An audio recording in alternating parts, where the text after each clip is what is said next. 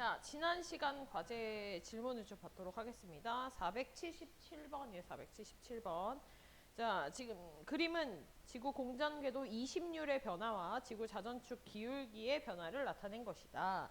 지금 20률하고 자전축 기울기가 같이 변한 상태야. 기억에 자전축 기울기의 변화가 A인지 B인지를 물어보고 있어.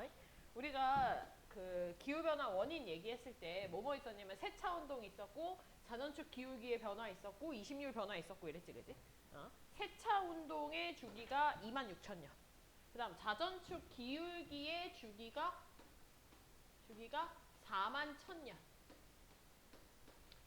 그 다음 20률 변화의 주기가 10만 년. 이랬어, 그지? 그러니까 더 자주 변하는 A가 누가 돼야 되냐면 기울기의 변화가 돼야 돼. B는 더 변화가 별로 없지, 그지? 그래서 B가 20률의 변화가 될 거고 A가 기울기의 변화가 될 겁니다. 따라서 기억이 맞는 말이고, 니은에 10만 년 후에 근일점에 위치할 때 우리나라는 겨울이냐라고 돼 있어. 현재가 어디냐면 현재가 여기야. 현재로부터 10만 년 후에 여기 얘기하는 거네. 그지? 자, 그러면 지금 뭐 20률의 변화는 현재하고 거의 비슷한 형태고, 지금 자전축의 기울기가 현재보다 조금 더 커진 상태겠네, 그지? 근데 니은에 지금 근일점에서의 계절을 물어보고 있거든. 근일점에서의 계절은 누가 결정하냐면 세차운동이 결정을 할 거야. 근데 세차운동의 형태가 지금 여기서 뭐 달라진 얘기가 없잖아. 세차운동에 대한 거는. 그지? 그럼 얘는 근일점에 위치할 때 우리나라가 겨울이다. 그러니까 맞는 말이지. 왜냐면 지금 현재 근일점에서 겨울이니까. 됐죠? 그래서 기억도 맞고 니은도 맞고. 디귿에 스몰 a 시기에 우리나라의 기온의 연교차는 현재보다 더 커지냐라고 돼 있어. 얘들아, 그 북반구 기준으로 연교차가 증가하는 상황에 대해서 어떤 경우가 있는지를 갖다 정리를 해보면 현재에서부터 13,000년이 지나거나 혹은 그 전이었거나 13,000년의 차이가 생기면 무조건 연교차 커질 거야. 두 번째는 지구 자전축의 경사 크기가 커지면 북반구 연교차 커지고 20률이 작아지면 연교차 커질 거거든. 지금 여기서는 1번은 변했다라는 말 우리 언급하지 않고 있어. 2번하고 3번만 봐주면 되는 거야. 근데 스몰 A 시기를 보니까 얘는 20률도 현재보다 작아졌지. 자전축 경사가 현재보다 커졌지. 다 어떤 경우야? 연교차 커지는 상황이야. 되니? 따라서 기온의 연교차는 현재보다 A 시기에 더 커진다라는 말이 맞는 얘기입니다. 그래서 기억니은 디귿이 정답입니다. 넘어갈게. 478번.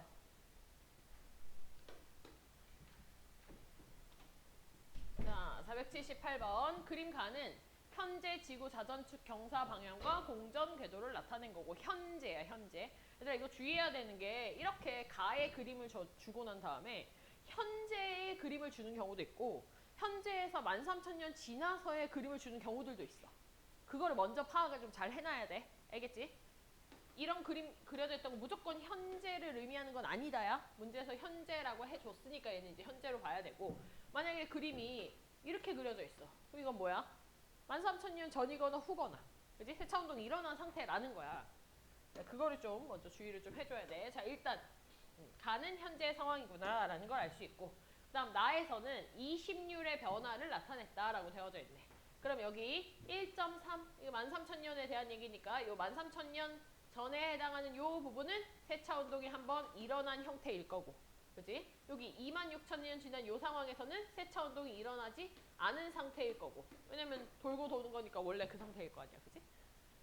자, 문제에서 얘들아 세차운동의 주기는 26,000년이다 알려줬고, 그 다음 여기 별표 칠게. 세차운동의 방향은 지구 공전 방향과 반대이다 되어져 있거든. 이거 암기할게. 세차운동의 방향은 시계 방향입니다. 왜냐면요 지구 공전 방향이 반시계 방향이거든. 네? 그래서 공전 방향의 반대다를 외우지 말고 공전 방향이 반시계니까 세차운동은 시계 방향으로 도는구나를 외워놔. 그냥 세차운동은 시계 방향이야. 알겠지? 이거 암기다. 시계 방향. 그래서 지금 현재 세차운동이 지구 자전축의 방향이 이렇게 되어져 있잖아. 되니? 얘가 시계 방향으로 180도 돌면은 어떻게 되겠어? 이렇게 되겠지. 되니? 이게 몇 년 걸린 거야? 180도 돌았으니까 13,000년 걸린 거야. 돼? 자, 그러면 너네한테 13,000년이라는 것도 사실은 익숙해야 되는데 뭐도 익숙해야 되냐면 이제 6,500년이라는 말도 익숙해야 돼. 6,500년. 되나요? 그러니까 6,500년이라고 하는 말은 뭐냐면 13,000년의 절반이 6,500이잖아. 그러면 13,000년이 지금 180도 돌았을 때에 대한 얘기니까 6,500은 90도 돈 상태야. 자, 근데 니은의 보기를 보면 6,500년 후라고 했잖아. 얘들아, 후라고 하는 얘기는 시계 방향으로 얘가 90도 돌았을 때 그 방향을 가지고 그 자전축의 방향을 가지고 문제를 풀란 얘기고 문제에서 만약에 약 6,500년 전이라는 표현이 나왔다면 얘는 어디로 돌려야 돼? 반시계로 90도 돌려줘야 돼. 알겠어? 반시계로 90도 돌린 상태에서 여름, 가을, 겨울, 봄 이런 거를 찾아주면 된다는 얘기야. 됐죠? 자, 그럼 일단 기억 보겠습니다. 자, 이에 대한 설명을 옳은 것을 골라라. 기억해. 13,000년 전에 남반구의 기온의 연교차는 현재보다 컸는가? 얘들아, 남반구는 지금 현재의 상황을 보면은 현재 남반구는 근일점에서 자전축이 태양을 향하고 있잖아? 근일점에서 여름이야. 이미 너무 더워. 또 심지어 원일점에서 어때? 겨울이야. 너무 추워. 그러니까 남반구는 현재 연교차가 굉장히 큰 상태야. 북반구는 현재 연교차가 좀 작은 상태고. 근데 13,000년 전이 됐어. 바뀌지? 그럼 현재보다는 어떻게 되겠니? 무조건 줄어들죠. 연교차가. 따라서 남반구의 기온은 현재보다 13,000년 전에 컸다? 아니야. 현재가 더 큽니다. 현재가. 13,000년 전은 오히려 더 작았다가 돼야 돼. 그래서 기억 틀렸어. 그 다음 니은에 현재로부터 약 6,500년 후에 지구가 근일점에 있을 때 남반구는 가을철이 되는가? 라고 되어져 있네. 좀 지우고 그림을 한번 그려보자. 자, 지금 6,500년 전이라고 했으니까 시계 방향으로 얘를 돌려줘야 되거든. 자, 시계 방향으로 돌리면 지금 현재 이런 상태에서 시계로 돌릴 거야. 됐지? 그럼 어떤 모양이냐면 자전축이 이렇게 되는 거야. 이거 혹시 느낌 와? 자, 자전축이 이렇게 속으로 들어가 있다는 느낌이 와? 안 오면 안 돼. 나의 최선이야. 내가 그릴 수 있는 최선이야. 되니? 일단 이 상태가 지금 여기에 이렇게 들어가 있다는 얘기야. 이렇게. 이해가? 그리고 요 자리에 이렇게 꽂혀 있을 거고 또 요 자리도 이렇게 꽂혀 있을 거고 여기 원일점 자리도 이렇게 꽂혀 있을 거야. 이해가니? 그러면 남반구 기준으로 지금 여름 어딘지 찾아볼까? 남반구 기준으로 여름이 어디냐면 여기가 여름이 되겠지. 되니? 자전축. 남반구의 자전축이 지금 태양을 향하고 있잖아. 네? 그리고 이쪽이 겨울이 되는 거 알겠어? 남반구 기준으로. 네. 그러면 지금 공전 방향이 이렇게 화살표가 되어져 있으니까 여름, 가을, 겨울 되는 거 알겠니? 네. 그래서 니은에 근일점 부근에 있을 때가 남반구가 가을이 된다라는 말이 맞는 얘기가 되는 거예요. 이해가? 쟤는 지금 시계 방향으로 90도 돌렸을 때에 대한 얘기야. 자, 그러면 얘들아 이건 지금 문제에서 물어보는 건 아닌데 만약에 6,500년 전 돼? 6,500년 전은 그리면 어떻게 그려야 돼? 여기서 반시계로 돌려야 되겠지. 반시계로. 그럼 반시계로 돌리면 그림 어떻게 표현할까? 와, 이거 진짜 어렵다. 이렇게 미술을 배웠어야 했나. 이렇게. 뭔지 알아? 자, 요 상태에서 이렇게 앞으로를 향하는 방향으로. 돼? 그래. 이거 배울 때 이제 결석하면 조금 힘들어. 어떡하니? 영상 보고 물어봐. 지금 이 영상 보고 있는 친구야. 이렇게 앞으로. 네? 그러면 이렇게 여기서 북반구가 태양 쪽을 향하니까 북반구가 이번엔 여름이 되는 거고 남반구가 겨울이 되는 거고 그 다음에 이쪽이 이렇게 향하는 형태니까 남반구가 여름이 되는 형태이기 때문에 6,500년 전에는 이 근일점에서의 위치가 겨울, 봄, 여름이 되겠지. 되니? 그래서 만약에 니은 보기에 현재로부터 6,500년 전에 지구가 근일점 부근에 위치할 때 남반구가 계절이 뭐냐라고 하면 그건 봄이야. 이해돼? 자, 뒤로 갈게. 자, 북반구가 여름일 때 지구에 입사하는 태양 복사 에너지의 양은 13,000년 전이 26,000년 후보다 많다라고 돼 있어요. 26,000년 후라고 하는 거는 그냥 현재랑 똑같은 상황이야. 맞지? 세차운동 똑같이 일어난 상태니까 그지? 그 얘기는 뭐냐면 이 북반구 여름이라고 했기 때문에 얘 위치 어디냐면은 원일점 얘기하는 거예요. 원일점. 26,000년 후는. 근데 13,000년 전이라고 하는 거는 북반구 여름일 때가 어느 시기여야 돼? 근일점 시기여야 돼. 그럼 근일점하고 원일점 중에서 여름에 어디에 더 태양 복사 에너지가 많이 들어가겠어? 당연히 가까운 곳에 근일점에 많이 들어가겠지. 그래서 13,000년 전이 많다. 맞는 말입니다. 니은 디귿이 맞는 말입니다. 됐나요? 네, 넘어갑시다. 486번이요. 486번.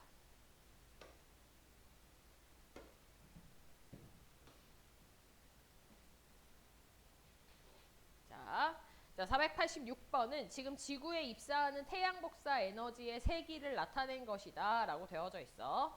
자, 지금 기억을 보니까 A가 뭔지에 대해서 B가 뭔지에 대해서 지금 얘기를 좀 하고 있거든. 일단 기억에 보면은 A는 지표면에서의 태양 복사 에너지이고 B는 대기 밖의 태양 복사 에너지를 얘기를 한다라고 되어져 있네. 얘들아, 이 문제를 풀려면요. 뭐가 좀 필요하냐면 우리 열수지에 대한 얘기를 좀 해야 돼. 열수지. 열수지가 뭐였었냐면 태양 복사 에너지, 태양이 100이라고 하는 에너지를 보낼 거야. 그지? 근데 오자마자 반사돼서 나가는 양들이 있었지. 그지? 그게 보통 얼마쯤이었어? 30쯤. 그렇지. 30쯤이 대기에서, 화살표 똑바로 해야겠다. 대기에서 반사돼서 나가거나 혹은 지표에서 반사돼서 나갑니다. 그 값의 합이 30 정도 돼. 그러면 지구로 들어오자마자 나가는 애들이니까 얘들은 이제 신경 쓸 문제가 아니야. 그럼 지구로 들어오는 애들은 총 얼마야? 70. 70이 들어오는 거야. 자, 그 70이 어떻게 흡수되냐면 일단 대기에 흡수가 되고 또 지표에 다 흡수가 될 거야. 됐지? 보통 대기로 흡수되는 거 뭐 한 20 정도로 하고 지표로 흡수되는 거 50 정도로 할게. 알겠지? 네. 자, 그러면 이게 지금 뭐냐면 이게 태양 복사 에너지야. 이게 태양 복사 에너지. 얘들아, 이 지금 복사 에너지의 세기와 파장의 이 그래프에서 뭐가 중요하냐면 저 그래프 선들의 아래쪽 면적이 좀 중요하거든. 그게 에너지의 양이야. 여기서 말하는 저 A라고 하는 건요. 지표에서의 태양 복사 에너지 50 얘기하는 거냐? 아니야. A는요. 전체 태양 복사 에너지 얘기하는 겁니다. 100 얘기하는 거야. 100. 되니? 그러니까 지구로 입사하는 태양 복사 에너지를 얘기하는 거여서 요 앞에 지표면에서의 태양 복사 에너지라는 말이 틀린 거야. 그 다음에 B는 뭐냐면 일단 이 100 중에서 우리한테 지금 흡수된 게 얼마라고? 70이랬지. 70. 얘들아, 그 70에 해당하는 게 저 B야. 이해가? 70에 해당하는 게, 그러니까 지구로 입사한 태양 복사 에너지의 형태가 B가 되는 거야. 그럼 잘 봐. A 아래쪽의 면적에서 B 아래쪽의 면적을 빼면, 그러면 뭐 요런데 지금 요런데 얘기하는 거겠지, 그지? 얘들아, 요 빗금친 요 부분이 의미하는 게 뭐야? 반사된 에너지 얘기하는 거야. A에서 B를 뺀 게 반사된 에너지를 의미한다라는 거야. 반사된 에너지를 의미한다. 그럼 B는 전체 지금 지구 복사, 태양 복사 에너지, 지구로 입사된 태양 복사 에너지를 의미한다라는 얘기입니다. 대기 밖에가 아니고. 됐나요? 자, 그 다음에 지금 보면 저기 음영 표시가 되어져 있는 C하고 D가 보일 거야. 됐지? 얘들아, D는 지금 보니까 자외선 영역에서의 에너지 형태를 얘기를 하는 거고, 그 다음 C 같은 경우에는 이제 보통 자외선 뒤쪽, 그 가시광선 뒤쪽에 적외선 형태의 에너지를 갖다가 얘기를 하는 거거든. 얘들아, 요 지금 C와 D의 면적은 뭐냐면 우리가 대기에서 이 태양 복사 에너지를 흡수하기도 하지만 얘가 머금고 있다가 다시 지표나 우주 쪽으로 뱉어내기도 하고, 또 이 뱉어내는 에너지는 또 이 지표에서 받았던 에너지를 대기로 보내줘가지고 얘가 또 뱉어내기도 하거든. 되니? 정확히 좀 그림을 그려보면은 이 지표에서 이렇게 대기 쪽으로 가고 일부는 그냥 막바로 우주로 나가기도 할 거야. 네? 그리고 너네 막 뭐 대류와 전도에 의해서 열도 보내주고, 그지? 뭐 또 뭐 있었니? 뭐 잠열, 상태 변화에 대해서도 그 열도 보내주고, 돼? 그런 식으로 대기에서 이제 흡수시켜주는 에너지 같은 것들이 있는 거야. 되나요? 그래서 여기 C 같은 부분은 지금 어떤 부분이냐면 적외선 형태에서 에너지를 흡수하는, 즉 여기 요 대기 안에서의 지구 복사 에너지를 의미를 합니다. 지구 복사 에너지. 그래서 니은에 보면은 C는 주로 온실기체를 흡수한다라고 되어져 있는데 요 대기에서의 지구 복사 에너지의 형태가 C이기 때문에 C가 온실기체가 흡수 된다라고 하는 말이 맞는 얘기야. 왜냐면 요 온실기체를 흡수한다. 얘네들이 이제 적외선 형태들에서 많이 지구 복사 에너지의 형태로 흡수가 되기 때문에 니은이 맞는 얘기가 될 거고요. 그 다음에 디귿에 D는 주로 오존이 흡수한다. 오존이 흡수한다라고 되어져 있거든. 일단 요거는 이제 자외선 부분이라 했잖아요. 자외선 부분. 자외선 부분 같은 경우에는 이제 가시광선들보다도 훨씬 더 에너지가 센 부분에 해당하는 부분이기 때문에 D는 주로 오존이 흡수한다. 오존층에서 흡수되는 자외선을 의미하는 거야. 그래서 니은 디귿이 맞는 얘기예요. 됐나요? 넘어가겠습니다. 492번. 492번. 자, 492번도 지금 보니까 열수지에 대한 얘기지, 그지? A, B, C, D 뭐 이렇게 쭉 나와져 있네, 그지? 지금 보면은 저기 이제 숫자가 안 나와져 있기 때문에 이 문제에서는 이제 숫자를 외워서 해라라는 의미가 아니고 문자를 가지고 쟤들 평형의 등식을 만들어라 라는 뜻이긴 하거든. 근데 숫자를 알고 있으면 더 좋긴 하잖아, 그지? 네, 아까 숫자를 하다가 좀 말하는데 그 숫자를 좀 정확하게 한번 표현을 해보겠습니다. 그냥 너네들도 요 정도는 이제 외워. A하고 B 합쳐가지고 우리 30 하기로 했었지? 네, 들어가는 거 70 하기로 했는데 자, 2를 내가 20으로 잡아볼게. 20으로. 그럼 얘 50 되겠지? 여기까지 똑같아, 그지? 자, 그러면 C, D를 합쳐서 이거 얼마 돼야 돼? 70 돼야 돼. 그지? 왜냐면 30 이미 나왔고 나머지에 나와서 100 만들어야 되니까 요거 합쳐서 70 돼야 되거든. 얘들아, 그 중에서요. 여기 C에 해당하는 건 지표에서부터 막바로 방출되는 애가 C거든. 요런 애들 4입니다. 4. 요게 바뀌진 않아요. 자, 그러면 D가 66 이렇게 될 거고. 그 다음에 지표로 들어가는 얘가 88 정도 됩니다. 얘가 29, 얘가 104 정도 돼서 요 G에 해당하는 게 104 중에 4가 빠져나갔으니까 G가 이제 100 이렇게 되는 거지. F는 29 이렇게 되는 거고. 88 어디서 나왔냐면요. 내가 외운 건데 식을 봐봐. 지금 들어가는 게 50이잖아. 그럼 우리가 J를 모른다고 해도 얘하고 얘를 합치면 지금 133이거든. 133에서 50 빼면 88 나오잖아. 이 식이 맞아야 돼서 이렇게 되는 거야. 그러니까 뭐 하나는 외우고 있어야 사실 이 숫자들이 나오는 거야. 이거는 막 우리가 어떻게 추론해서 숫자를 지금 내가 막 하는 거 아니야. 그냥 암기로 한 거야. 알겠지? 자, 그렇게 해서 이 식을 갖다가 맞는지를 확인해줘도 됩니다. 근데 출제자의 의도는 사실 그건 아니잖아. 맞지? 이 식을 어떻게 만드느냐가 중요한 거니까. 자, 네? 왜요? 뭐가 이상한가요?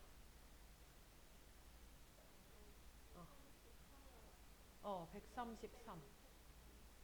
133. 그렇네. 그러면 숫자를 저거를 다시 해야겠다. 그거 다시 만들자. 그럼 얼마로 해야 돼? 20.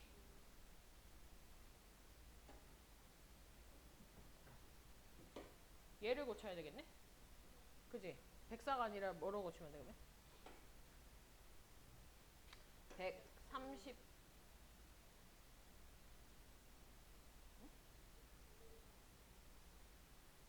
이거를 저기로 하면 되겠다. 네. 이렇게 고치면 되겠네요. 그냥 요거 104로 하고요.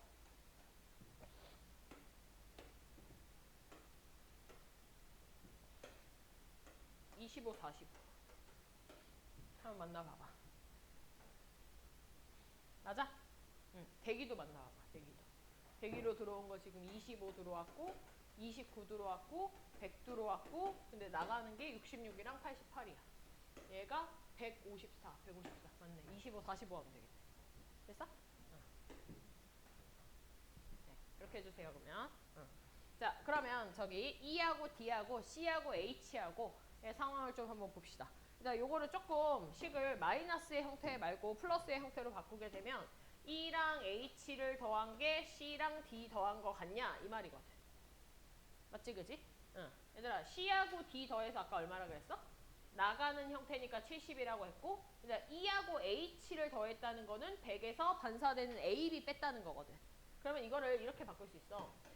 숫자 생각하지 말고 100에서 A 플러스 B를 뺀 게 누구냐면 요게 E하고 H예요. 됐니? 근데 이 우주에서의 식만 보면 100이라고 하는 건 A 플러스 B랑 C 플러스 D를 합친 거거든. 그러면 결국 요 A 플러스 B를 요로 넘겨버리면 이 100 마이너스 A 플러스 B를 우리는 C 플러스 D로 쓸 수 있어. 그럼 이 C 플러스 D가 곧 뭐라는 얘기야? D랑 E랑 H를 더한 값이라는 거지. 그래서 기억은 맞는 얘기가 되는 겁니다. 됐나요? 두 가지 방법을 얘기를 했어. 숫자 외워가지고 그냥 숫자 그대로 더해가지고 맞는지 확인하는 방법. 근데 만약에 숫자 암기가 안 됐다. 그런 경우는 식을 갖다가 우리가 배웠던 형태를 좀 바꿔가지고 보통 플러스의 형태들을 합쳐가지고 같은 지를 비교했었으니까 플러스의 형태로 바꿔가지고 여기서 등식이 맞아 떨어지는지를 찾으면 됩니다. 두 가지 방법. 됐지? 자, 그 다음 니은 볼게. C는 대부분 니은으로 방출되는 에너지다 라고 돼 있네. 얘들아 지금 C가 어떤 애냐면 지표에서부터 직접 우주로 방출되는 애야. 즉 대기에 흡수되지 않고, 이게 포인트야. C라고 하는 애는 대기에 흡수되지 않고 직접 우주로 방출되는 에너지거든. 그럼 대기에 흡수되는 정도가 적어야 되겠지. 그지? 자, 기역과 니은과 디귿을 보면은요. 지금 뭐냐면 대기에서의 에너지 흡수도를 얘기를 하고 있대. 그럼 직접 방출이 되려면 흡수도가 낮아야 돼. 대체적으로 낮은 거는 기역, 니은, 디귿 중에서 어디겠어? 니은이 그나마 좀 흡수도가 낮네.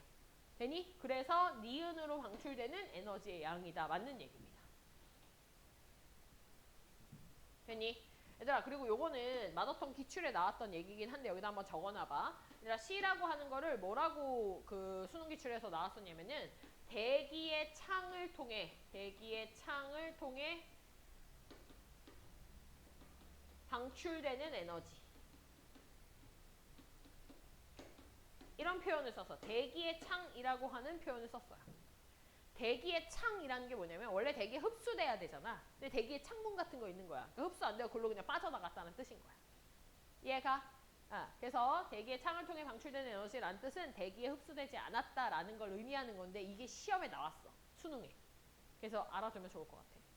자, 그 다음 디귿에 대규모 화산 분출로 발생한 화산재는 C 플러스 D의 값을 증가시키냐라고 되어져 있네요. C 플러스 D의 값을 증가시키냐. 그러니까 대규모 화산 분출에 의해서 화산재가 많아지게 되면은 시커먼 구름이 많아진다는 얘기거든. 그 얘기는 태양 복사 에너지를 더 많이 반사시킨다는 말이야. 반사율이 증가된다는 뜻입니다. 네? 반사가 많이 된다는 뜻이야. 얘들아 그럼 반사에 대한 거는 어디야? A 플러스 B거든. A 플러스 B. 그럼 A 플러스 B의 값이 증가한다는 말이야. 얘들아 A 플러스 B는요. 태양 복사 에너지를 A 플러스 B랑 C 플러스 D로 우리가 합쳐가지고 100을 만드는데 A 플러스 B가 증가하면 C 플러스 D의 값이 어떻게 되겠어? 줄어들겠지. 그래서 C 플러스 D의 값을 어떻게 시키는 거야? 감소시키는 원인이 되는 겁니다. 그래서 디귿이 틀린 거예요.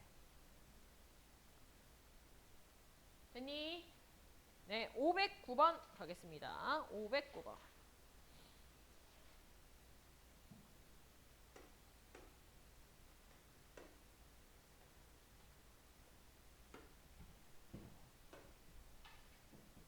자, 그림 가하고 나는 지구 공전 궤도 20류가 자전축 경사각의 변화를 나타낸 거고 세차 운동의 주기는 약 26,000년이고 방향은 시계 방향이다. 까지 됐지? 네.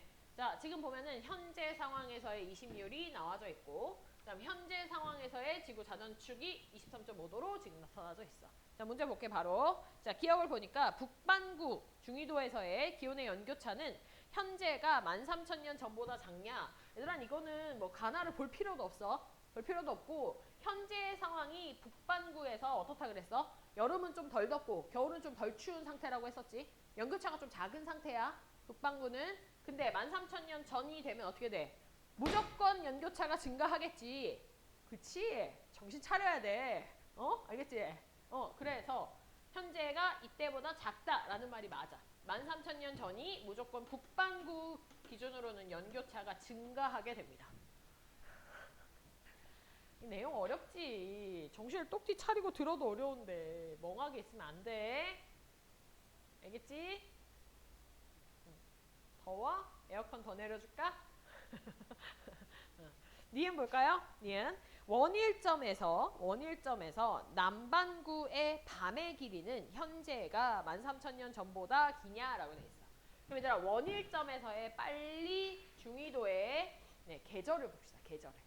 되나요? 네. 남반구가 지금 현재 원일점에서 얘들아 현재 상황을 그림을 그려보면 이렇게 되어져 있잖아. 맞지? 네.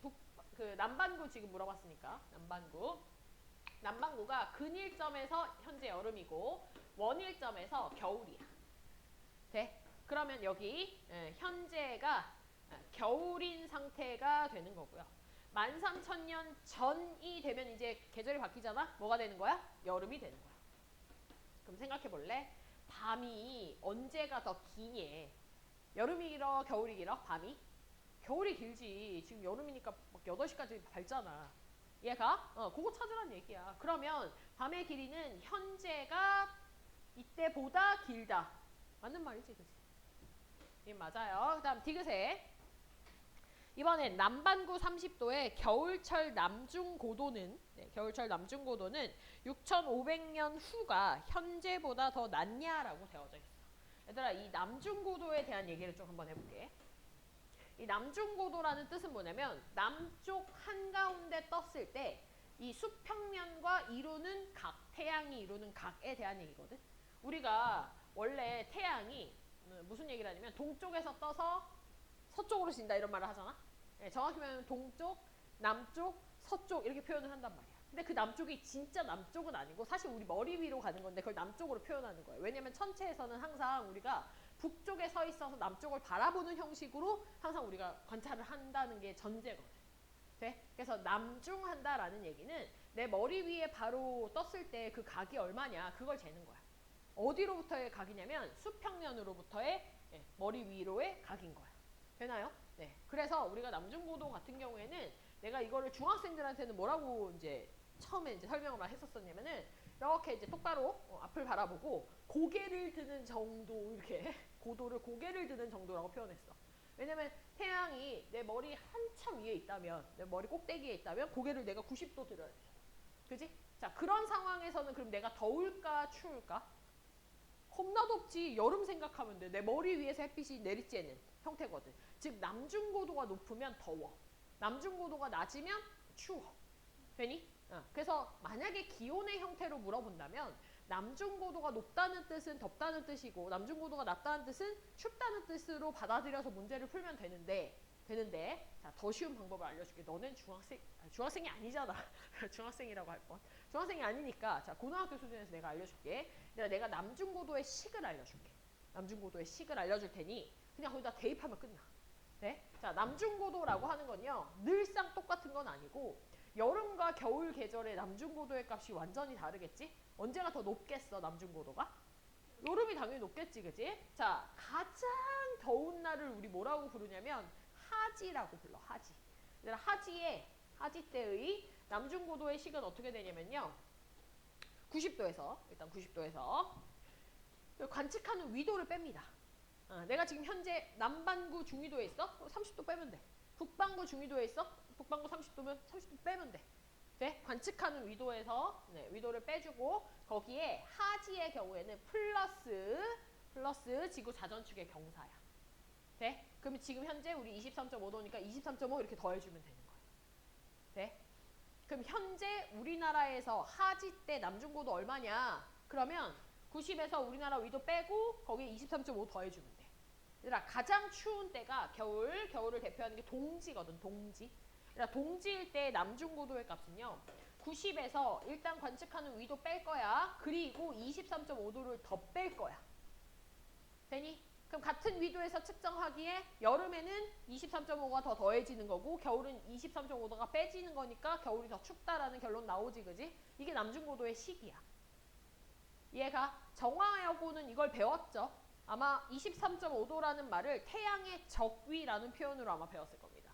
그게 지구 자전축 기울기야 결국.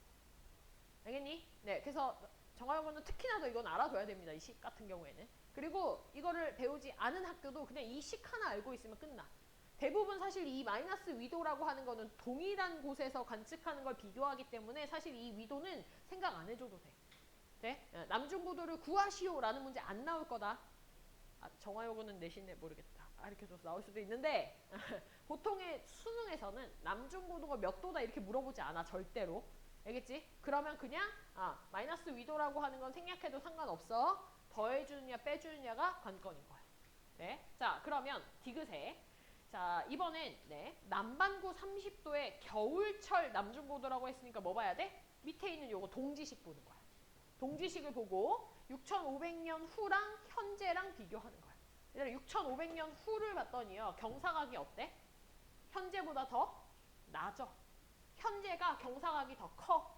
돼? 그러면은 현재는 23.5도를 빼주는데 6500년 후는 23.5도보다 더 작은 값을 빼주겠지? 돼? 그럼 언제가 더 남중고도가 높은 거야? 작은 값을 빼주는 6500년 후가 더 높은 거야. 이해가? 문제에서 뭐라고 돼 있어? 6500년 후가 더 낮다라고 돼 있으니까 틀렸네. 더 높다야. 왜냐면 자전축 경사각이 더 현재보다 낮으니까. 됐지? 요거는 기억을 해둬라. 알겠지? 네. 여기까지였죠. 네. 자, 네. 수능 기출의 미래 질문 받을까요? 수능 기출의 미래.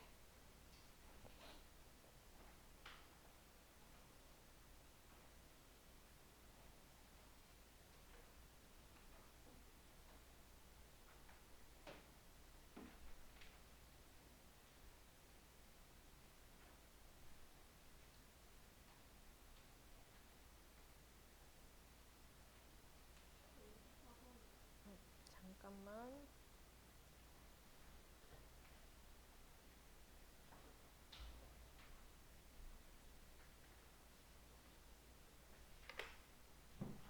네, 수능 기출의 미래. 114번. 또 134. 또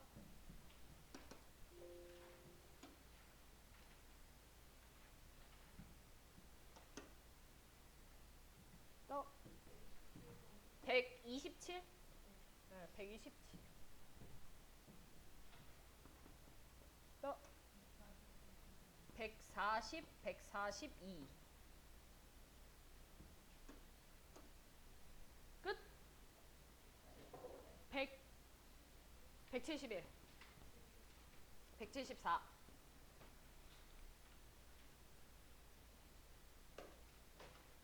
또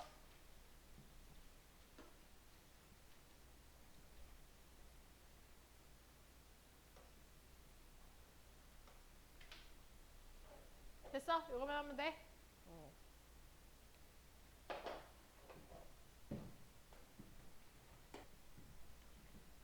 자, 하겠습니다. 124번.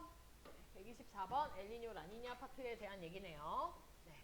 자, 그림가는 태평양 적도 부근의 해역에서 관측한 바람의 동서방향 풍속 편차를 나타냈고 나는 이 해역의 A, B 중에서 어느 한 시기에 관측된 20도씨의 등소운선의 깊이 편차를 나타냈다라고 되어져 있네요. 자, 플러스가 서풍이고 마이너스가 동풍에 해당한다라고 되어 있어. 얘들아 여기 지금 봐봐. 여기 주의해야 될 게 여러 개가 나와. 일단 첫 번째는 지금 바람의 동서 방향의 풍속 편차를 나타냈다고 했고 또 하나는 여기 20도씨의 등소운선의 깊이 편차를 나타냈대. 그러니까 지금 다 이런 편차의 개념들이 되게 많이 나오거든. 근데 편차가 어려운 게 전혀 아니야. 편차는 현재 값에서 작년 값을 뺀다 이런 뜻인데 이게 현재에서 작년 값을 뺀다는 의미도 이게 전혀 어려운 개념이 아니거든. 예를 들어 만약에 자연이가 너무 실명을 거론했다. 이 학생이 저번 시험에 지구과학을 예를 들어 80점을 맞았다 칠게. 그거보다 더 잘 맞았는데 80점을 맞았다 칠게. 알겠지? 근데 이번 시험에 100점이 나온 거야. 와우. 자, 그러면 뭐라고 설명할 수 있냐면 선생님 저 100점 받았어요 라고 할 수도 있지만 선생님 저 지구과학의 편차가 플러스 20이에요. 이럴 수도 있거든. 무슨 말인지 알겠어? 저번 시험에 비해서 플러스 20점 올랐잖아. 저 20점 올랐어요를 플러스 20이에요. 이렇게 할 수 있는 거야. 근데 이제 나중에 와가지고 얘가 나한테 선생님 저 사실은 플러스 20이 아니라 마이너스 20이었어요. 이럴 수 있겠지. 얘들아 그럼 편차가 마이너스 20이라는 얘기는 뭐야? 저번 시험에 비해서 20점 떨어졌다 이런 뜻인 거야. 알겠니? 그냥 예시야. 절대 그런 일은. 그러니까 편차의 뜻에 플러스라는 뜻은 작년보다 뭐가 높아졌구나. 작년보다 뭐가 낮아졌구나. 마이너스는. 그런 뜻으로 받아들이면 되는 거야. 자, 그러면요. 여기 플러스 20도씨의 등수운선의 깊이 편차라고 하는 건 뭐냐면 얘들아 여기서 말하는 20도씨라고 하는 거는 온난한 따뜻한 물을 얘기를 하는 거거든. 따뜻한 물의 깊이가 더 깊어졌냐 아니면 더 얕아졌냐 이런 뜻을 얘기를 하는 거야. 그럼 이 깊이 편차가 플러스다라는 얘기는 무슨 뜻일까? 따뜻한 물이 더 많아져서 더 깊어졌다는 뜻이고 마이너스가 됐다는 얘기는 더 낮아졌다, 얕아졌다라는 뜻인 거야. 알겠니? 응. 자, 또 하나. 플러스는 서풍, 마이너스는 동풍에 해당한다라는 얘기거든. 얘들아 서풍은 서쪽에서 불어와서 동쪽으로 부는 바람을 얘기하는 거야. 서풍이라는 건 항상 불어오는 쪽 기준으로 얘기하는 거야. 그래서 서풍이라고 하는 말은 이렇게 바람 부는 걸 얘기를 하는 거고요. 서에서 동으로. 동풍이라고 하는 거는 이렇게 가는 걸 얘기를 하는 거야. 근데 우리가 실제로 원래 이 적도 해역에서는 무슨 바람이 불고 있냐면 북동무역풍, 남동무역풍, 원래 동풍 계열이 불고 있어. 되니? 근데 거기에 서풍 계열이 나타났다라고 하는 거는 원래 방향의 반대 방향 같은 바람들이 존재한다 이런 뜻이잖아. 실제로는 반대 방향의 바람이라기보다는 작년에 비해서 바람이 약한 경우에 반대인 것처럼 표현이 되는 거지. 이해가? 이런 바람에 대한 얘기도 좀 기억을 해둬야 되겠습니다. 자, 그러면요. 지금 우리는 뭐부터 봐야 되냐면 A하고 B 시기가 어느 시기인지부터 확인을 좀 먼저 해야 될 것 같아. 됐지? 네. 자, 둘 다 지금 풍속 편차라든지 아니면 수온의 편차라든지 이렇게 두 개가 나와 있는 경우에는 일단 20도씨의 등수온 편차를 먼저 보겠습니다. 이게 좀 쉬우니까. 자, 보면은 지금 여기 서경 120도 정도로 되어져 있는 120, 110, 100 뭐 요 정도 나와져 있는 곳을 동태평양 쪽으로 보면 돼. 그리고 항상 동태평양 쪽을 먼저 확인을 해. 얘들아 동태평양 쪽을 보니까 지금 어떠니? 지금 잘 안 보이는데 책으로 보세요. 어떤 형태야? 플러스야, 플러스. 그지? 그러면 이 동태평양 쪽에 지금 20도씨의 뜨거운 물이 더 깊어졌다. 더 두껍게 수온 약층이 형성되어져 있다는 뜻이야. 왜 뜨거운 물이 여기에 더 깊게 형성이 되겠어? 안 가고 여기 남아있으니까. 이해가? 그러면 얘는 엘니뇨 시기겠구나 라고 먼저 판단을 해야 됩니다.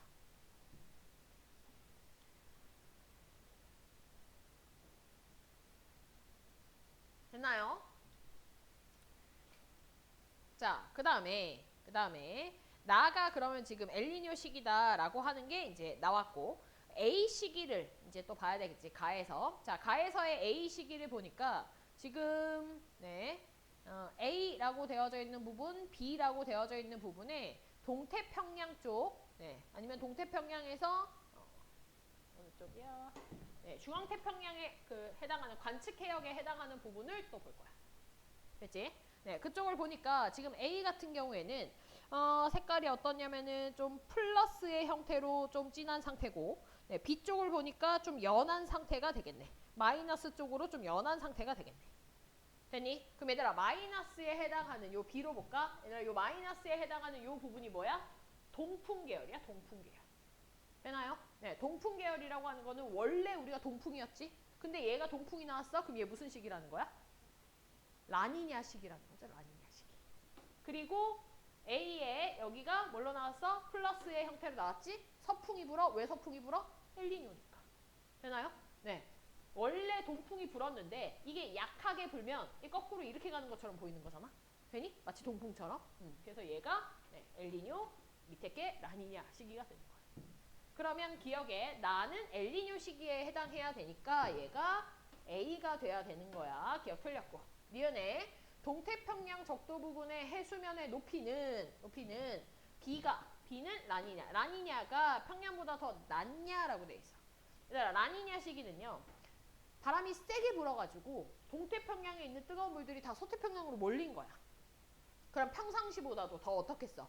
낮아진 형태겠지, 그지? 해수면의 높이가 따라서 평년보다 낮다라는 말이 맞는 얘기가 되는 겁니다. 얘들아, 내가 평상시에 해수면의 높이를 좀 알려줄게. 평상시. 우리가 그냥 직선을 내가 이렇게 한번 그어볼게. 직선. 그냥 직선이야. 평상시에 동태평양과 서태평양의 해수면의 높이를 갖다 비교해라 라고 한다면 평상시는요. 살짝 서태평양이 좀 더 높아요. 이게 평상시야. 엘니뇨, 라니냐가 아니라 그냥 평상시야. 네? 평상시에 서태평양이 좀 더 높은 형태입니다. 좀 가운데로 이렇게 볼까? 이렇게 돼 있는 형태야. 돼? 자, 근데 엘니뇨 시기가 됐어. 엘니뇨 시기. 엘니뇨는 뜨거운 물이 안 가고 남아있는 거잖아? 돼? 그때도 마찬가지로 서태평양이 살짝 높은 건 여전해. 하지만 평상시보다는 조금 더 동태평양이 높아진 거야. 이해가? 이걸 어떻게 애들이 착각하냐면 엘니뇨가 되면은 동태평양에 뜨거운 물들이 남아있으니까 이렇게 됐다고 생각하거든? 절대 이게 아니야. 동태평양이 더 물이 많아졌다는 뜻이 아니야. 평상시보다 많아진 거야. 저렇게 연두색의 형태가 되는 겁니다. 그래서 조금 더 완만해진 상태가 되는 거지. 라니냐 시기 되면 어떻게 될까 얘들아? 라니냐 시기가 되면 더 서태평양 쪽으로 뜨거운 물이 몰리겠지, 그지? 그럼 어떻게 돼? 훨씬 더 이렇게 큰, 갈수록 이상해지네. 네, 훨씬 더 서태평양 쪽에 바닷물이 많이 몰려있는 이런 형태가 되는 겁니다. 그래서 얘가 라니냐 시기가 되는 거고요. 그 다음에 연두색 저게 이제 엘니뇨 시기가 되는 거지. 빨간색이 평상시가 되는 거고. 얘가 자, 그래서 니은은 맞는 얘기가 될 거고. 자, 그 다음 적도 부근의 동태평양의 해면기압에서 서태평양의 해면기압의 값은 그걸 빼면은 A가 B보다 크냐라고 돼 있어. 자, A는 엘니뇨고 B는 라니냐입니다. 엘니뇨 시기에 동태평양엔 뜨거운 물이 많이 몰려 있으니까 상승기류가 강하겠지? 그럼 저기압의 형태가 셀 거고요. 반대로 서태평양은 고기압. 그래서 저에서 고를 빼는 거고. 라니냐 시기는 얘들아, 이번에 서태평양 쪽으로 물이 더 많이 몰렸기 때문에 서태평양이 굉장히 저기압이 되고 반대로 동태평양은 고기압이 될 거야. 그래서 얘는 고기압에서 저기압을 빼는 형태가 되기 때문에 A가 B보다 오히려 더 음수값으로 작은 형태가 되는 겁니다. 그래서 틀렸습니다. 내가 일부러 라니냐는 저기압, 고기압의 형태로 표현할 거예요. 왜냐하면 평상시가 그냥 고기압, 저기압이니까. 얘가 정답이 2번입니다. 넘어갈게. 127번. 자, 127번. 자, 그림은 서로 다른 시기에 중앙태평양 적도 해역에 관측된 바람의 풍향 빈도를 나타낸 거고, 가하고 나는 각각 엘니뇨 시기와 라니냐 시기에 대한 것 중에 하나다라고 되어져 있네요. 가를 보니까 가는 지금 무슨 풍이 부냐면 북동풍하고 남동풍이 불고 있어. 돼? 근데 원래 우리가 북동풍하고 남동풍이 불잖아. 그거 말고는 지금 안 불거든. 되나요? 네, 찍혀있는 게 없지, 그지? 근데 나를 봤더니 나는 지금 북동풍도 불고 남동풍도 불고 북서나 남서의 형태도 나타나고 있어. 그러니까 이런 서풍 계열이 나타난다는 건 나가 뭐란 얘기야? 이게 그렇지 엘니뇨란 얘기고 원래 부는 바람이 나타나고 있는 건 얘는 세기가 더 센 형태의 라니냐 시기겠구나 라고 알 수 있겠네요. 자, 그러면 기억에 무역풍의 세기는 가일 때가 나일 때보다 강해야 되겠지, 그지? 라니냐 시기니까. 그 다음 니은의 나일 때, 즉 엘니뇨 시기일 때 서태평양의 기압 편차 값은 양의 값을 갖는가. 그러니까 나 시기에는요, 엘니뇨 시기는 동태평양의 뜨거운 물이 정체에 있기 때문에 동태평양이 저기압이 돼. 그럼 반대로 서태평양 고기압 되겠지, 그지? 고기압은 작년에 비해서 기압이 높아진 형태이기 때문에 편차는 양의 값을 가지는 게 맞겠네. 돼? 그래서 얘들아 이거 엘니뇨 라니냐 팁을 하나만 준다면 항상 뭘 기준으로 생각을 해주면 좀 좋냐면 뜨거운 물의 이동을 갖다가 생각을 해주면 되거든. 엘니뇨는 뜨거운 물이 동태평양에 정체되어서 생기는 일이고 라니냐는 뜨거운 물이 너무 서태평양 쪽으로 몰려서 생기는 일이야. 돼? 그럼 뜨거운 물이 어디에 있는가를 가지고 어디가 상승기류가 강하고 어디가 저기압이 생기는지를 먼저 파악을 해주면 이게 쉬워져. 알겠지? 네, 디귿에 동태평양 적도 해역에서 따뜻한 해수층의 두께는 동태평양의 따뜻한 물이 두꺼우려면 언제? 엘니뇨 때 두껍겠지. 그지? 그래서 나 시기가 두꺼워야 되는데 가일 때가 두껍다 했으니까 틀렸죠. 되나요? 네. 그래서 정답이 니은만입니다. 니은만. 2번만. 됐지? 134번 가겠습니다. 134번. 자, 134번 문제 같은 경우에는 이게 조금 좀 처음 볼 때는 좀 어려울 수도 있어. 134번.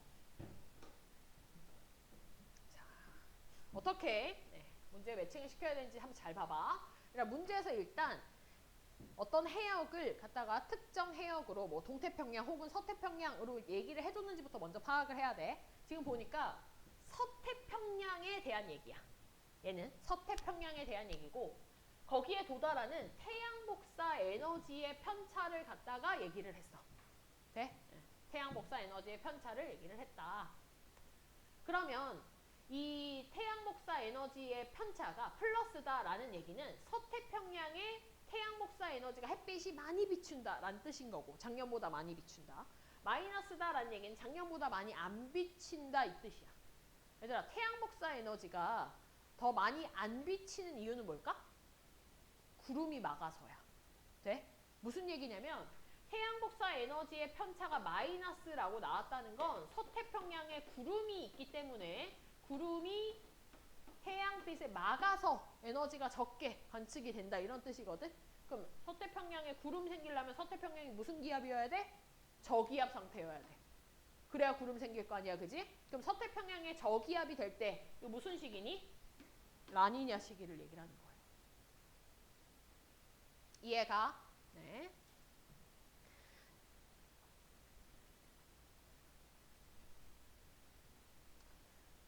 그럼 반대, 플러스인 경우는 햇빛이 많이 비춘다. 햇빛이 많이 비춘다는 건 구름 없다. 구름 없는 고기압 상태 얘기하는 거고 서태평양이 고기압이 되기 위해서는 엘니뇨 시기가 돼야 되겠죠. 그래서 여기 가에 A, B 시기를 갖다가 먼저 써보면 A가 지금 마이너스의 형태거든. 마이너스 라니냐 시기라고 얘기를 했고 플러스 B가 엘니뇨 시기라고 우리 이렇게 먼저 나눌 수가 있을 거고 자, 그 다음 나는 늘상 나오던 형태죠. 1년 동안에 20도씨의 등수온선의 깊이 편차를 봤대. 얘들아 봐봐. 시간이 1년 동안 지나면서 점점 지금 동태평양에 해당하는 수온 약 그 20도씨의 등수온선의 깊이가 점점 더 깊어지고 있네요. 등수온선, 따뜻한 물이 더 두께가 두꺼워지고 있다는 얘기는 따뜻한 물이 안 가고 정체해 있구나. 플러스의 값으로. 네? 무슨 시기야? 엘니뇨 시기죠. 동태평양에 지금 따뜻한 물 존재하고 있는 시기니까. 그래서 기억에 나는 A에 해당하는 게 아니라 B에 해당하는 형태가 될 거고 니은에 B일 때 서태평양 적도 부근의 해역이 평년보다 더 건조했냐라고 돼 있어. 그러니까 B가 지금 엘니뇨 시기잖아, 그치? 엘니뇨는 뜨거운 물이 동태평양에 있는 형태이기 때문에 동태평양이 저기압이 형성이 되고 서태평양은 고기압이 형성돼. 고기압 맑음이야, 맑음. 네?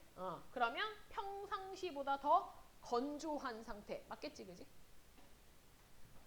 자, 그 다음 디귿에 적도 부근의 각각의 해면 기압의 B가 A하고 B가 어떻게 되는가? 얘들아 A가 라니냐고요. B가 엘니뇨입니다. 이런 문제 나오면 이렇게 적어.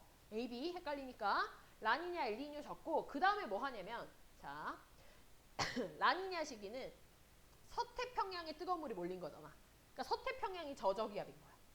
그럼 나머지가 고고기압 되겠지? 또 엘니뇨 시기는 동태평양에 뜨거운 물이 있는 거니까 동태평양이 저기압, 서태평양이 고기압이 될 거야.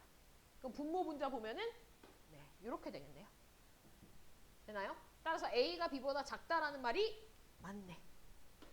정답이 니은 디귿입니다. 되나요?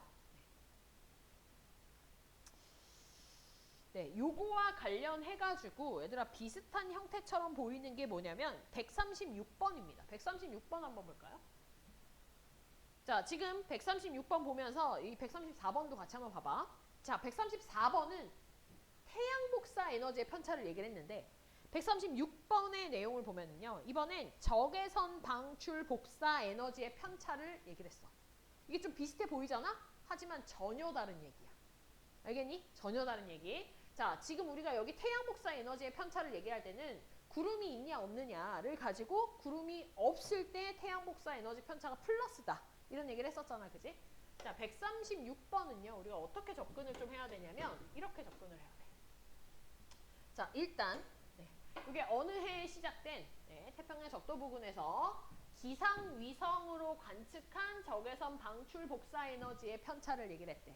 그럼 이거 결국 뭐야? 적외 영상 찍어봤다 그 말이거든. 되나요? 얘들아, 우리가 적외 영상을 찍을 때 적외 영상을 찍어보면은 알 수 있는 게 뭐라고 얘기했냐면 구름의 고도를 알 수 있다 이런 말 했었어. 적외 영상.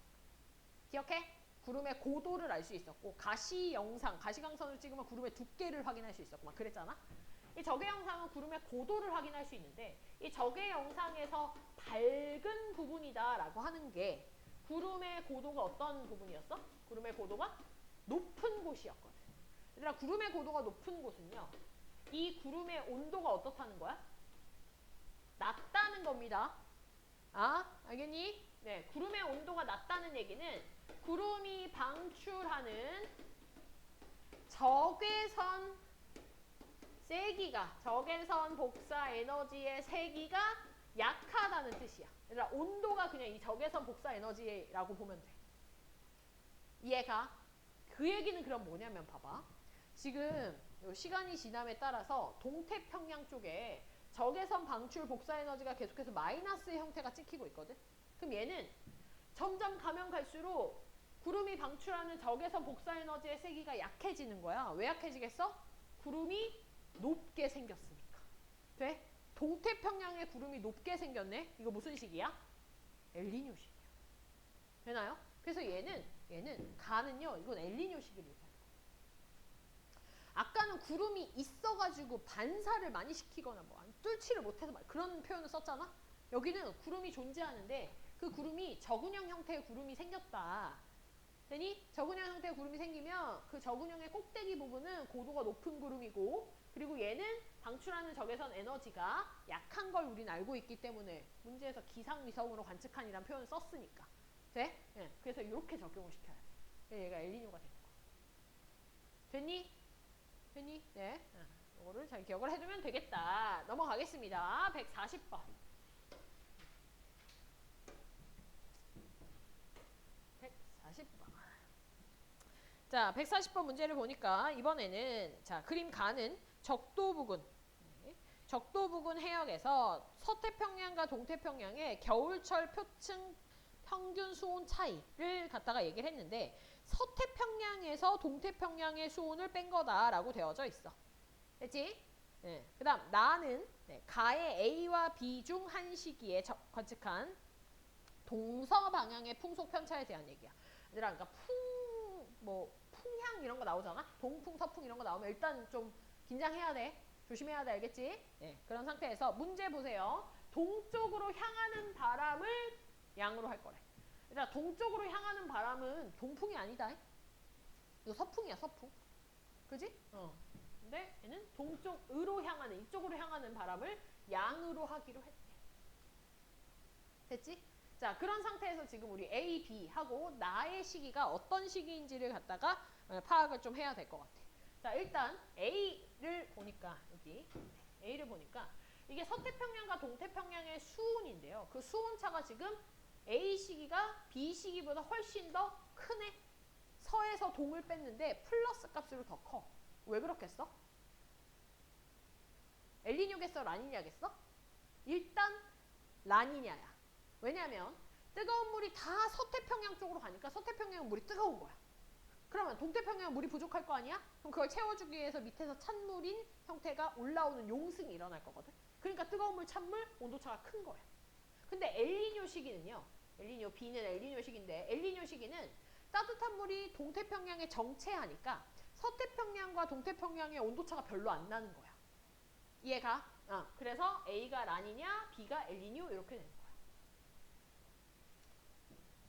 자, 그 다음에 이번엔 나의 상태를 보니까 자, 나의 상태에서 지금 명확하게 보이는 게 어떤 것들이 보이냐면 저기 마이너스 값이 되게 크게 보여. 그래서 저 마이너스 값이라고 하는 거는 동쪽으로 향하는 바람이 플러스였으니까 어느 쪽으로 향하는 바람이야? 서쪽으로 향하는 바람이 굉장히 세게 분다는 얘기인 거야.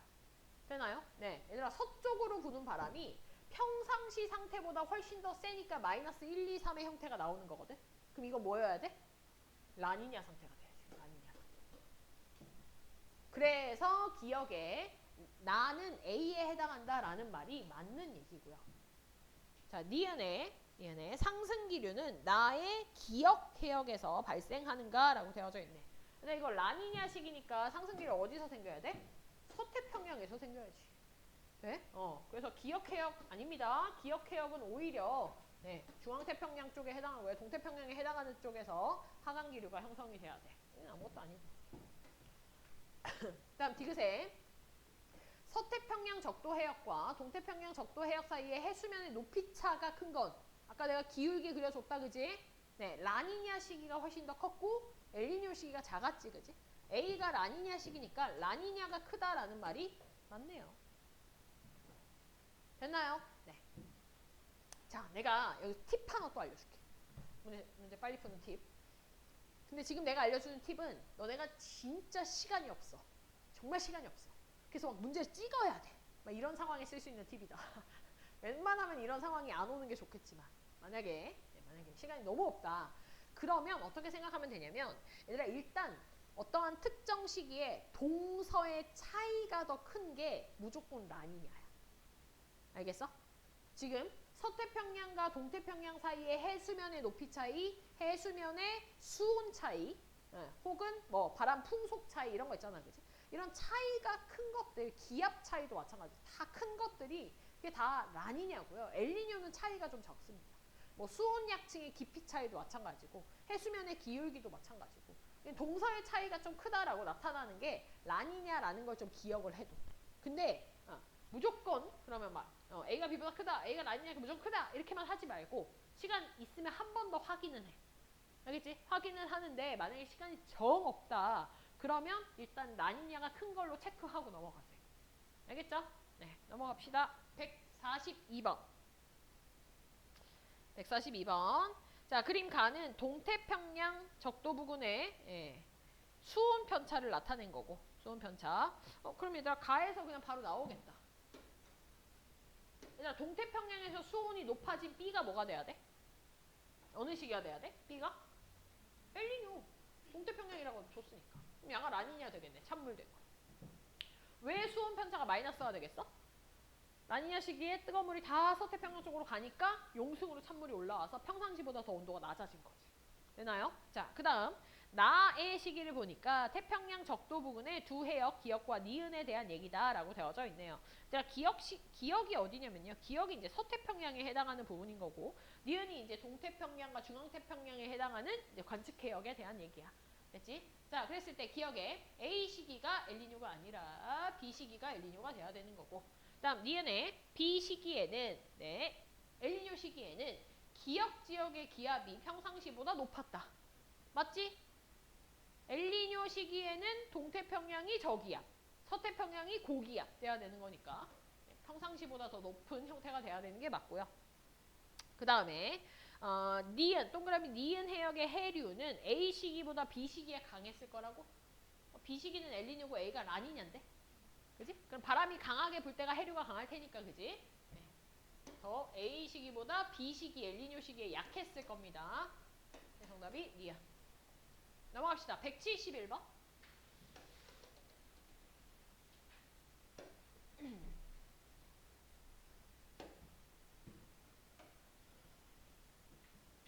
자, 171번을 봅시다.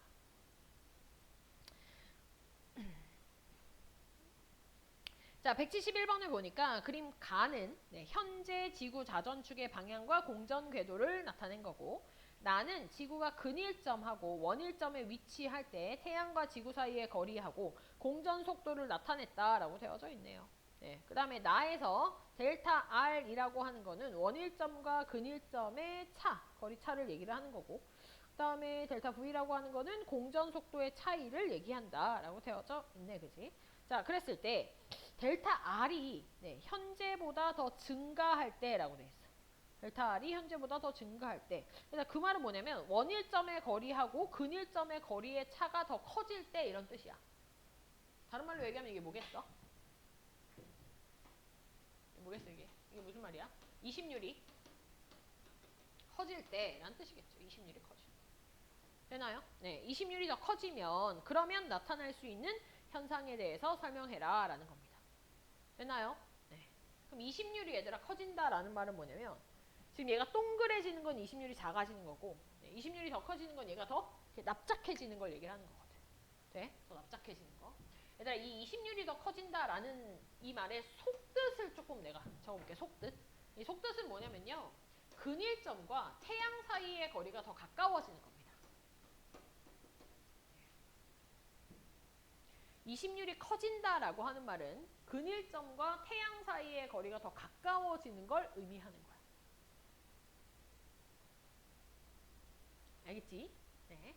자, 그러면 기억 한번 봅시다. 델타 V 값이 더 증가하는가라고 되어져 있는데 얘들아 이 델타 V라고 하는 거는 근일점과 원일점에서의 공전 속도의 차라고 되어져 있거든.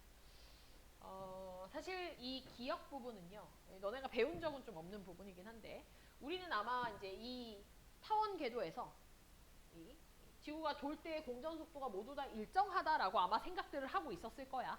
근데 실제로는 그렇게 똑같진 않아요. 어디서 빠르냐면은 요 근일점 부분에서가 좀 공전 속도가 좀 빠르고 원일점 부분에서가 좀 공전 속도가 느립니다. 얘가 공전 속도가 빠르고 얘가 공전 속도가 좀 느려. 얘들아 이거는 G2 내용이야 사실. 이건 G2 내용이거든. 그래서 아 속도가 좀 다르구나. 근데 근일점에서는 지구가 좀 빨리 이동을 하고 원일점에서는 좀 느리게 이동을 하는구나 정도로만 그냥 알아두세요. 네, 그 정도는. 그러면 이심률이 더 커진다라고 하는 거는 더 태양이 근일점 쪽으로 가까워지는 형태가 되는 거니까. 되는 거니까 저 속도의 차이가 더 증가한다고 하는 말이 맞는 말이 되는 거예요. 이심률이 작아질 때 작아지면 이제 원의 형태가 되는 거니까 얘들아 원의 형태에서는 어느 지점이든 속도가 다 똑같거든. 그때 이제 델타 V가 0이 되겠지, 그지? 근데 이심률이 커지는 거는 그거의 반대 상황인 거니까 델타 V가 증가한다라는 말이 맞는 말이 되는 거고요. 니은의 근일점에서 기온의 연교차는 어떻게 되는가? 내가 다른 것들 조건 다 똑같은 상태에서 이심률이 커지면 우리가 원래 북반구에서 연교차 증가하려면 이심률 작아져야 됐잖아. 근데 이심률이 커지면 이라고 했으니까 연교차 작아진다. 맞는 얘기가 되겠죠. 다음 디귿에 원일점에 위치할 때 지구에 도달하는 태양 복사 에너지의 양은 증가하는가? 내가 이심률이 커지는 거는 근일점이 태양과 더 가까운 형태라 그랬지? 그럼 원일점은 태양과 더 멀어지는 형태가 될 거야, 그지? 그러면 원일점에 위치할 때 지구에 도달하는 태양 복사 에너지의 양은 어떻게 되겠니? 더 멀어졌는데? 감소하겠죠. 그래서 기억 니은이 정답입니다. 넘어갑니다. 174번. 174번.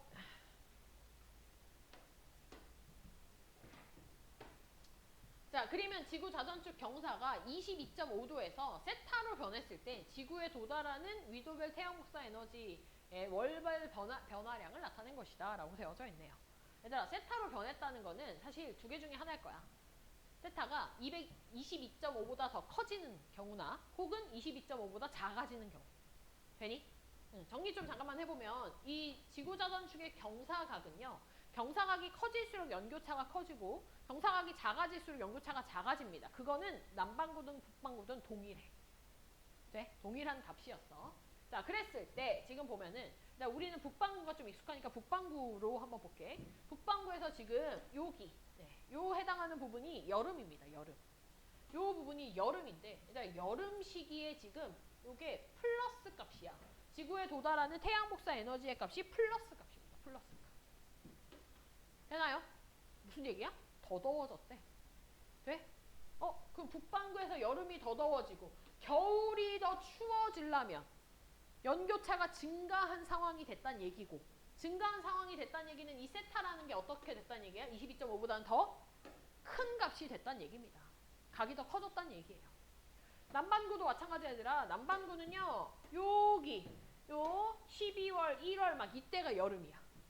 되니? 그럼 이때가 여름이니까 여름에 더 더워졌고 겨울에 더 추워졌다라는 뜻이거든. 그러니까 남반구도 연교차 증가하는 상태, 각이 커지는 상태를 얘기를 하는 겁니다.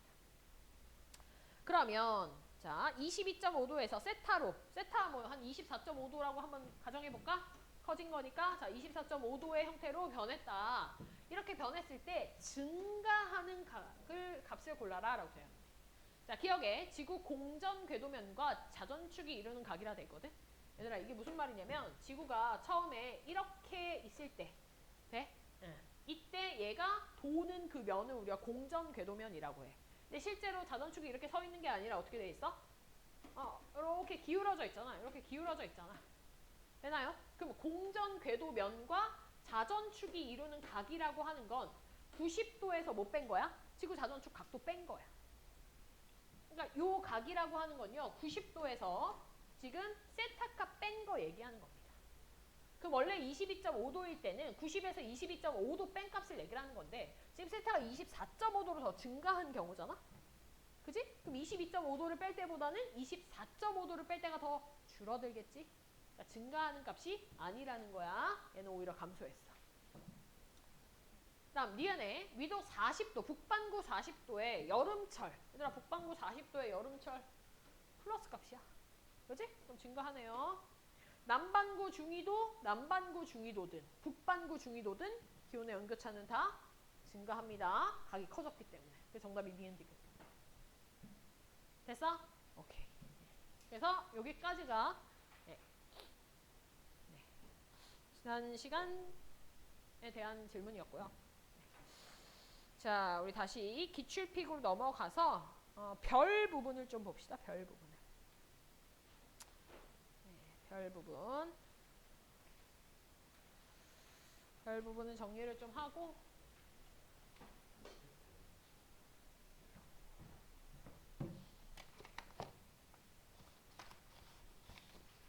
너 별 들어가지 않겠어?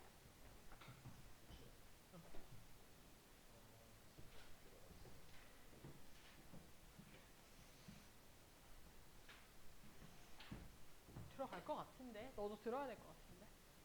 별의 물리량까지는 들어야 될 것 같은데. 네. 18강의 별의 물리량입니다. 별의 물리량. 별의 물리량. 네. 지금 정화 요거는 18강 별의 물리량까지만 들으면 될 것 같고요. 그지? 그 다음에 채원이는 19강 HR토까지 들어가지. 그지? 네. HR토까지 들어가야 돼서 HR토 내가 따로 하든지 해야겠다. 얘는 안 들어가니까. 네. 일단 별의 물리량 파트로 얘기를 좀 하겠습니다. 별의 물리량이 조금 내용이 많지. 네, 뒤에 HR토는 이제 물리량을 적용시키는 거라 별로 그렇게 많지는 않을 거야. 이 별의 물리량 이제 천체 부분이고요. 별의 여러 가지 특성들을 우리는 별의 물리량이라고 하는 말로 지금 정리를 좀 한 겁니다. 됐나요? 네. 바로 해도 괜찮겠니? 생활분이 우리가 쉬는 시간이 없긴 했네, 그지? 바로 해도 괜찮겠니? 좀만 쉴까? 네, 알겠습니다. 3분만 쉽시다. 자, 18강 별의 물리량. 네, 별의 물리량. 얘들아, 별의 물리량은 내가 항상 설명할 때마다 어떻게 설명을 좀 하냐면은 큰 그룹 2개로 나눠서 설명을 좀 하거든. 큰 그룹 2개로. 일단 별의 물리량의 첫 번째 그룹에 속하는 애들과 두 번째 그룹에 속하는 애들로 별의 특성을 좀 나눠서 설명을 할 거야. 나누는 이유는 왜 그런 거냐면요. 그 각각의 그룹에 들어가 있는 개념들이 있을 거 아니야? 응. 하나의 물리량에 대한 정보를 안다면 나머지 애들을 유추할 수 있어, 서로서로. 그래서 이제 구분을 좀 하는 거야. 자, 첫 번째 그룹에 들어가는 별의 물리량이 지금 여기 나와 있는 것처럼 표면 온도, 별의 표면 온도가 첫 번째 별의 특성에 대한 얘기고요. 이 표면 온도에 따라서 뭐가 달라지냐면 별의 색깔이 달라집니다. 그리고 그 별을 갖다가 우리가 지구에서 이제 그 스펙트럼을 갖다 관측할 수 있거든. 분광기라는 거에다 빛을 받게 되면 스펙트럼을 관찰을 하게 되는데 좀 비슷한 스펙트럼을 나타내는 애들을 갖다가 좀 그룹으로 묶을 수가 있어. 그런 걸 뭐라고 하냐면 분광형이라고 얘기를 하고요. 또 색지수라고 하는 새로운 개념이 하나가 더 있습니다. 요 네 가지의 별의 특성이 별의 특성이 하나의 정보를 알게 된다면 좀 나머지 애들을 유추할 수 있는 형태이기 때문에 나는 요걸 4개를 묶어서 항상 얘기를 할 거야. 무슨 얘기냐면 예를 들어 이런 거야. 자, 별의 색깔이 파란색으로 보이는 애들이 있다. 네? 그럼 얘들아 그 파란색으로 보이는 애들은요. 대부분의 별의 표면 온도가 한 3만 켈빈보다 높은 애들입니다. 그리고 또 걔네들의 분광형은 O형이라고 하는 분광형을 가질 확률이 높고 또 색지수라고 하는 건 음수값을 가질 거야. 그러니까 이런 식으로 유추가 되는 거야. 또 반대로 별의 색깔이 빨강색인 적색인 별들은 표면 온도가 보통 한 3500켈빈보다 낮을 거고 분광형은 M형에 가까울 거고 색지수는 양수값을 가질 거다라고 이렇게 유추가 된단 말이야. 돼? 네. 그래서 요 각각의 내용이 뭔지 또 이걸 가지고 별을 어떻게 분류하는지를 내가 세분화해서 설명을 다시 또 할 거야. 자, 두 번째 그룹에 속하는 게 뭐냐면요.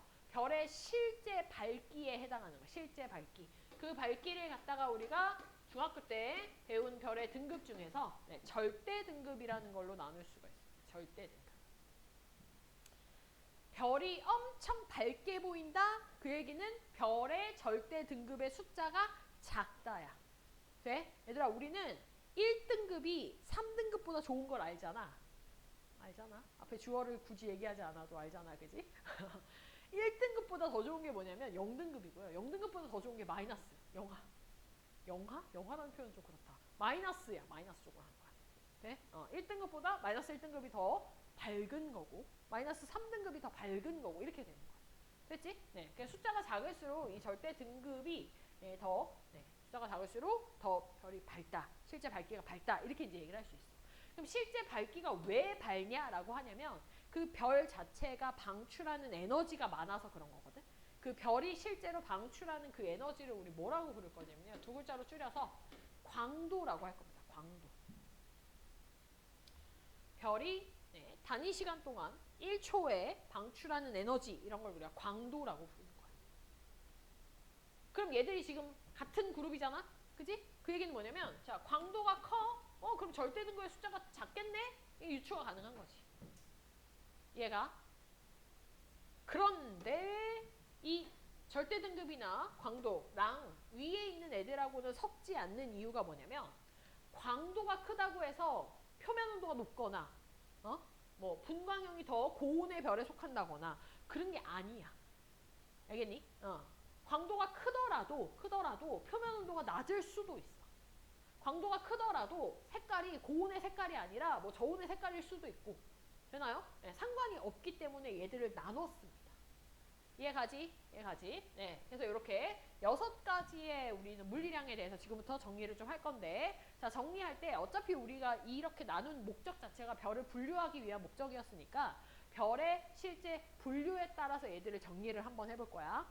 그러니까 표면 온도라고 하는 것들을 갖다가 우리가 실제 별의 표면 온도를 잴 수가 없잖니? 그지? 어떻게 잴 거야? 별에 어떻게 갈 건데? 가지도 못하잖아. 그지? 별은 지금 우리한테서도 뭐 별에 도착할 수도 없고 별의 이 거리감이 느껴지니? 얘들아? 태양, 수금지와 목토, 천해 훨씬 더 그 이후에 존재하는 게 별들이야. 맞지? 우리 지금 지구한테서 가장 가까운 별은 태양인 거고, 그지? 그러니까 별의 뭐 표면들을 직접 잰다? 이게 말도 안 되는 얘기입니다. 그럼 우리는 그 표면들을 어떻게 재는가? 그 외부에 있는 그 별들이, 외부 은하에 있는 그런 별들이 우리한테 뭐 하겠어? 빛을 갖다가 쏘겠지, 그지? 네, 그 빛을 우리가 관측할 수는 있어요. 관측을 하면 빛은 파동이다 보니까 뭘 가지냐면은 파장값을 가지게 돼. 네? 파장값. 그 파장값을 가지고 우리가 온도로 이거를 바꿔서 온도가 얼마 정도 된다라고 유추할 수 있는 거야. 근데 그 빛이 한 가지의 파장 형태로 오진 않아. 되게 여러 파장을 가지고 있는 형태로 우리한테 온단 말이야. 그래서 우리가 그거를 갖다가 그래프를 좀 그려보면은 어떤 그래프 형태가 나오냐면은 되게 파장 영역대가 굉장히 다양한 형태의 이런 그래프가 나오는 거야. 네? 그 중에서 우리는 모든 파장 영역대의 에너지가 중요한 건 아니고 그 중에 가장 에너지가 센 파장을 본다는 얘기인 거야.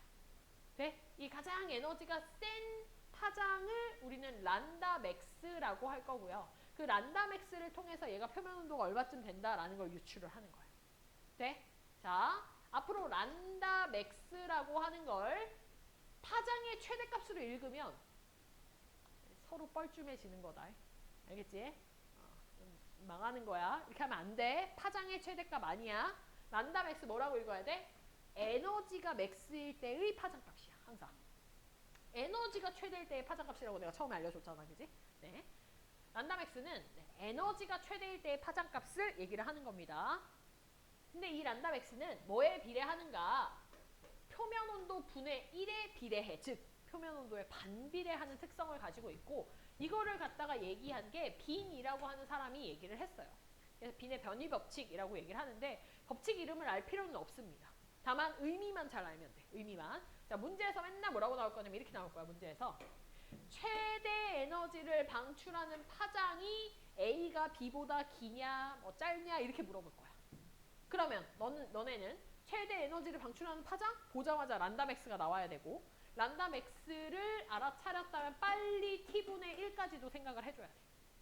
네? 그럼 란다 맥스가 길어. 표면 온도가 어떤 거야? 낮은 거야. 그렇지. 낮은 거. 자, 란다 맥스 파장이 길다는 건 표면 온도가 낮은 거야. 파장이 짧다는 건 표면 온도가 높은 거야. 요거를 기억을 해주면 돼. 알겠지? 그래서 여기 그래프도 봐봐. 여기 보면은 지금 란다 맥스가 제일 짧은 애 온도가 한 6000켈빈 된대. 두 번째 그래프 보면요. 이렇게 되어 있거든. 란다 맥스 여기 있잖아. 지금 란다 맥스가 더 긴 거 보이지? 얘는 표면 온도가 6000보다 더 낮은 5000켈빈이야. 돼? 이런 식으로 온도가 란다 맥스가 길수록 온도가 낮은 별들에 대한 그래프구나. 이런 걸 우리가 알 수 있어. 이게 빈의 변이 법칙이라는 거야. 알겠니?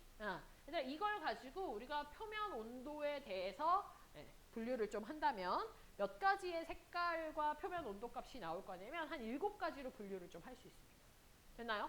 근데 표면 온도라고 하는 건 얘들아 각각의 온도를 우리가 다 이렇게 나눌 순 없잖아. 그지? 그래서 별의 색깔을 가지고 거기에 맞는 표면 온도 값을 갖다가 분류를 했어. 그래서 별의 색깔이 일단 어떻게 나뉘어지게 되냐면요. 7가지로 나뉘어지게 됩니다. 청색, 청백색, 백색, 황백색, 황색, 주황색, 적색 이렇게 7가지로 나뉘어. 청색, 청백색, 백색, 황백색, 황색, 주황색, 적색입니다. 내가 지금 밑줄 친 청, 백, 황, 적 이거 4가지를 외우고 그 2개 합치면 돼. 청백 합치면 청이랑 백 합치면 청백. 중간에 백이랑 황 합치면 황백. 그다음 황이 노란색이거든. 노란색하고 빨간색 합치면 주황색. 됐나요?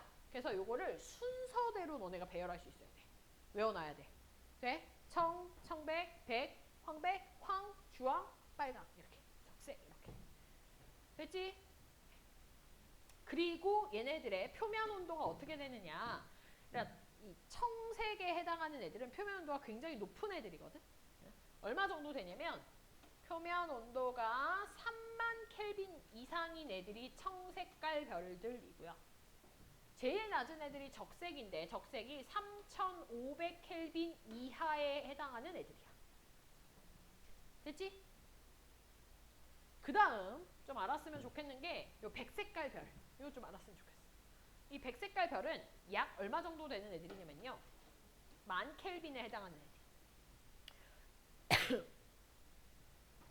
됐니? 10,000 켈빈에 해당하는 애들.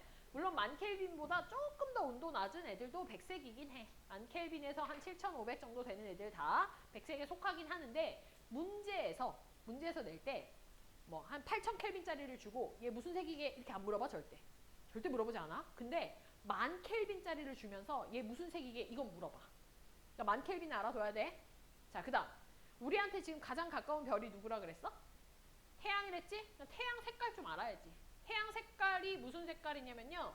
황색, 노란색입니다. 노란색. 그리고 태양의 표면 온도가 얼마쯤 되냐면 5,800 켈빈입니다. 너네가 중학교 때는 약 6,000으로 외웠다면 이제 정확히 외워. 5,800 켈빈이고 노란색이 여기 태양의 색깔이다. 됐지? 네, 요거를 기억을 해두면 됩니다.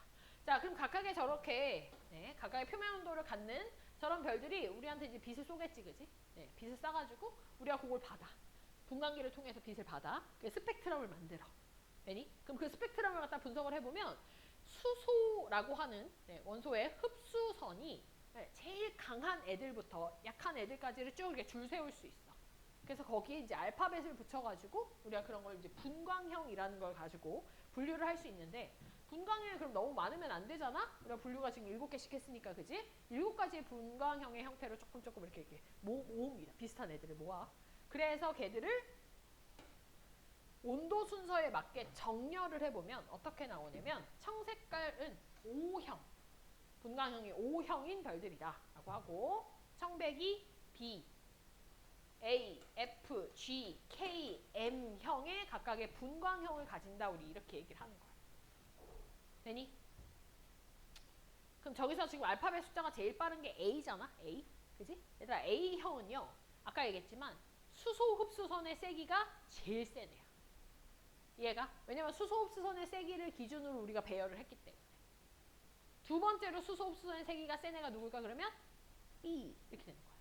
자, 수소 흡수선의 세기가 세다라고 하는 거는 밑에 그래프가 좀 나와져 있는데 요 그래프를 보면 돼요. 요 그래프. 자, 요거를 보면은요. 여기 지금 수소 흡수선의 모양이 이렇게 나와져 있어. 무슨 얘기냐면 A형에 속하는 애들한테서 수소 흡수선이 제일 강하게 나타나고 그 다음 B에서 강하게 나타나고 이런 식으로 이렇게 쭉 이렇게 분류가 되는 거야. 되니? 그러면 뒤쪽에 막 G형이나 뭐 K나 M이나 이런 애들은 수소 흡수선의 세기가 강하기보다는 다른 애들의 흡수선의 세기가 또 강하게 좀 나타나지, 그지? 네, 이런 것들을 좀 물어볼 겁니다. 얘들아 여기 표시를 좀 하나만 할까요? 여기 G0라고 보이지? G0. 얘들아 G0라고 하는데 옆에다가 선 하나 그어놓고 G2라고 한번 적어봐. G2라고 적고요. 네, G2에서 선을 쭉 타고 올라가서 여기 칼슘 2라고 되어져 있는 요 선하고 만나는 지점에 동그라미를 한번 쳐봐봐. 일단 의미를 알려줄게. 얘들아 여기 지금 보면은 뭐 분광형이 뭐 O5도 있고 네, 뭐 F0, G0, 뭐 M7 뭐 이렇게 되어져 있잖아. 이게 의미하는 바가 뭐냐면 아까 우리가 O, B, A, F, G, K, M이라고 하는 분광형을 얘기를 했었지. 그지? 네, 분광형이 알파벳이 나오고요. 네, 뭐 예를 들어 G처럼 이렇게 알파벳이 나오고 이 G형 안에 너무나 다양한 온도 영역대가 있을 거 아니야. 예를 들면 G형 같은 경우에는 표면 온도가 6000 켈빈인 별들부터 5000 켈빈인 별들이 싸그리 다 G형이거든. 칠판 봐. 그러면 6000 켈빈하고 5000 켈빈하고 같은 취급할 수 있어? 그러면 안 되지. 온도가 다른데. 괜히? 그래서 얘네들 사이에 서열을 갖다 결정해주기 위해서 뒤에다가 숫자를 갖다가 써줄 거예요. 그 숫자를 0에서부터 9까지 써줄 겁니다. 10등급으로 나누는 거야. 0부터 0, 1, 2, 3, 4, 5, 6, 7, 8, 9까지. 돼? 그리고 숫자가 작을수록 즉 제로에 가까운 애들이 그 중에서 고온에 해당하는 애들이야. 그럼 6000 켈빈이 뭐야? G0야. 그럼 질문. 5000 켈빈은 뭐라고 표현해? G9이 되는 거지. 제일 낮은 온도니까. 저온이니까. 그 그룹 안에서의. 이해가? 얘들아 아까 태양의 표면 온도가 얼마라고? 5800 켈빈. 태양의 표면 온도는요 5800 켈빈이고 5800 켈빈은 G2에 속합니다. 그러니까 여기 말한 이 G2가 이게 태양이야. 태양의 표면 온도를 얘기를 하고 그럼 잘 봐. 태양의 표면 온도는요 수소의 흡수선의 세기보다는 칼슘의 흡수선의 세기가 더 세다는 거야. 돼? 이런 거를 너네한테 이걸 줄 거거든. 이 그래프를 줄 거거든. 그리고 너네한테 읽으라고 할 거야. 그럼 이거는 눈 있으면 읽을 수 있는 그런 형태가 되는 거지. 다만 표현 방법 잠깐만 볼게. 표현 방법. 얘들아 보면은 지금 여기에 1 이렇게 되어 있는 거 보여? 1 로마자 1로 되어 있는 거 1 이렇게 표시되어 있는 거. 얘들아 요 일자 표시되어져 있는 건 중성 원자들이 이제 일자 표시가 되어져 있어요. 그럼 여기 철 Fe1 이렇게 되어 있는 건 이건 철 원자의 흡수선의 세기야. 근데 옆에 Fe2라고 되어 있는 거 보이지? 근데 이 2는 뭐냐면 여기서부터 이제 이온이야, 이온. 근데 1이 벌써 중성 원자의 형태를 가져갔기 때문에 2가 플러스 1가의 이온을 얘기를 하는 거고요. 만약에 Fe3라고 돼 있으면 이거 뭐겠어? 플러스 2가 양이온이 되는 거야. 무슨 말인지 알겠지? 알겠지? 네, 그래서 하나씩 밀린다는 거 생각하면 되고, 그걸 물어본 적은 없는데 얘가 원자냐 이온이냐는 물어볼 수 있어. 알겠니? 알겠니? 네. 그래서 이거를 좀 기억을 해두면 된다. 이게 분광형에 대한 얘기다. 됐지? 네. G2요. G2. 태양은 G2입니다. 알겠지? 근데 얘들아 봐봐. 이게 A 같은 경우에는 10,000켈빈에서 7,500 사이거든? 그럼 얘들을 10등급으로 나누는 걸 어떻게 나눠야 되냐 고민할 필요가 없어. 그런 거 안 물어봐. 돼? 여기는 6,000에서 5,000이니까 100씩 까면 되겠네 뭐 이렇게 생각할 수 있잖아. 그런 거 안 물어봐. 그러니까 우리한테 5,800이 G2인지 뭐 이런 거는 그냥 사실은 암기사항이야. 알겠니? 그냥 그래서 몇 가지만 알려주는 것만 외우면 될 것 같아요. 그게 별의 분광형에 대한 얘기야. 됐지? 네. 그래서 아까 위에서 우리 분류한 거 별의 분광형이 OBAFGKM이야. 얘들아 이거 순서 외워야 된다. OBAFGKM. 알겠지? 이거 너네 중학교 때 안 외웠다며? 이거 원래 중학교 때 나오던 건데. 이거 원래 중학교 때 나오는 거거든. 외우는 거. 근데 개정이 되면서 아마 안 한 것 같아. 그래서 이거를 순서를 외워야 돼. 뭐 이거 외우는 게 막 옛날에는 막 이렇게 막 영작 해가지고 이렇게 외우는 뭐 그런 게 있거든. 근데 우리 그런 거 안 해도 외울 수 있지 않겠니? 외울 수 있지? 내가 그 이론 시간에 가르쳐 준 게 있는데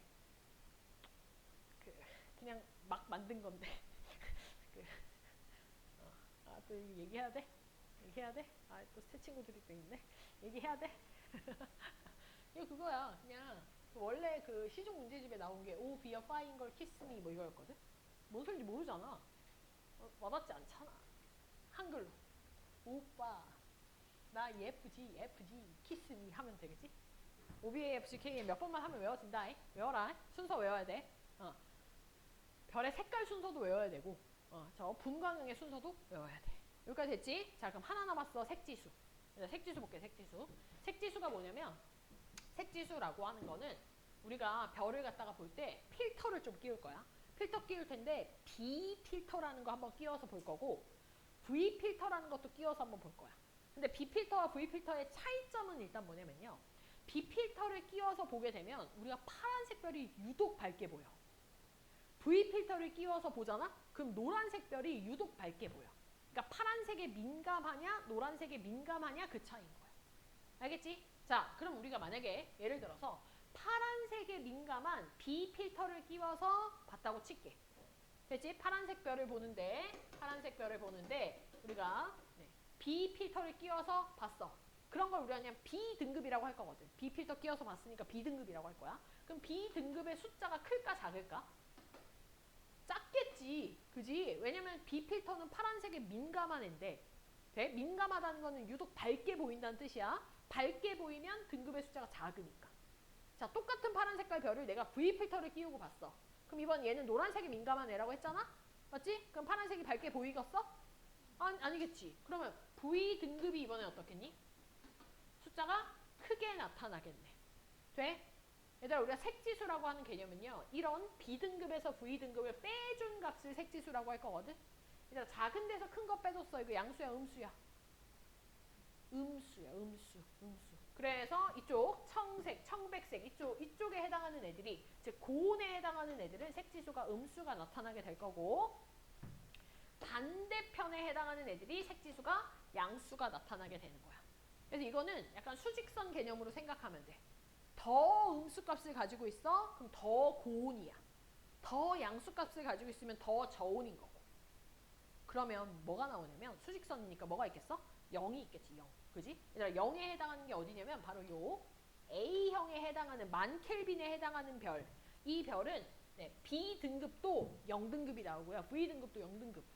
돼? 그러니까 뺐을 때 그 차이값이 0이 될 거야. B랑 V가 각각 0이 나온다라는 표현보다는 그 차이값이 0이라고 하는 게 더 나을 것 같아.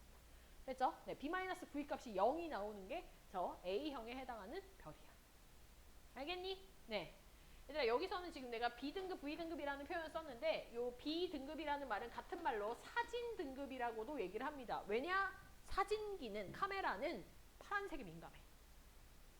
그리고 V등급이라고 하는 거는 우리가 안시등급, 눈으로 바라본 형태에서 나타나는 등급, 안시등급이라는 표현을 쓸 건데요. 이 안시등급, 눈은, 사람 눈은 노란색에 민감해. 그래서 이렇게도 얘기할 거야. B-V라고도 얘기할 거고, 네, 사진 등급에서 안시 등급을 뺀 값이다 라고도 얘기를 할 겁니다. 됐나요? 됐나요? 그럼 나 지금 4개 설명했다. 별의 색깔, 색지수, 표면 온도, 분광력. 되니? 얘들은 지금 7가지의 형태로 분류를 좀 했고, 네? 이 7가지의 형태로 분류를 할 때 기본적으로 고온에서 저온의 형태로 정렬을 해서 우리는 얘기를 좀 했어. 됐지? 그리고 한 가지. 하나의 정보만 있다면 나머지 애들의 정보까지도 유추할 수 있다. 하나의 정보만 안다면 유추할 수 있다. 되니? 그래서 같이 묶어서 얘기를 좀 한 거야. 이게 첫 번째 그룹에 대한 설명이에요. 되니? 자, 두 번째. 두 번째가 뭐였었냐면은, 네, 두 번째에 대한 얘기가 절대 등급과 광도에 대한 얘기였었지, 그지? 절대 등급과 광도. 얘들아, 일단 너네가 그 중학교 때 절대 등급 배우면서 같이 배웠던 내용이 뭐가 있었냐면은 겉보기 등급이 좀 있었어. 겉보기 등급. 일단 요거 두 개 차이를 좀 한번 정리를 합시다. 자, 이 절대 등급이라고 하는 거는 별이 방출하는 실제 에너지. 네? 근데 이 별이 나한테 가까이 있든 멀리 있든 사실 상관없어. 그냥 걔가 방출하는 에너지의 절대값을 가지고 우리가 등급을 매긴 게 절대 등급이야. 돼? 겉보기 등급은요. 얘가 나한테 가까이 있냐 멀리 있냐가 되게 중요해. 나한테 가까이 있으면 밝게 보일 거고 멀리 있으면 어둡게 보이겠지?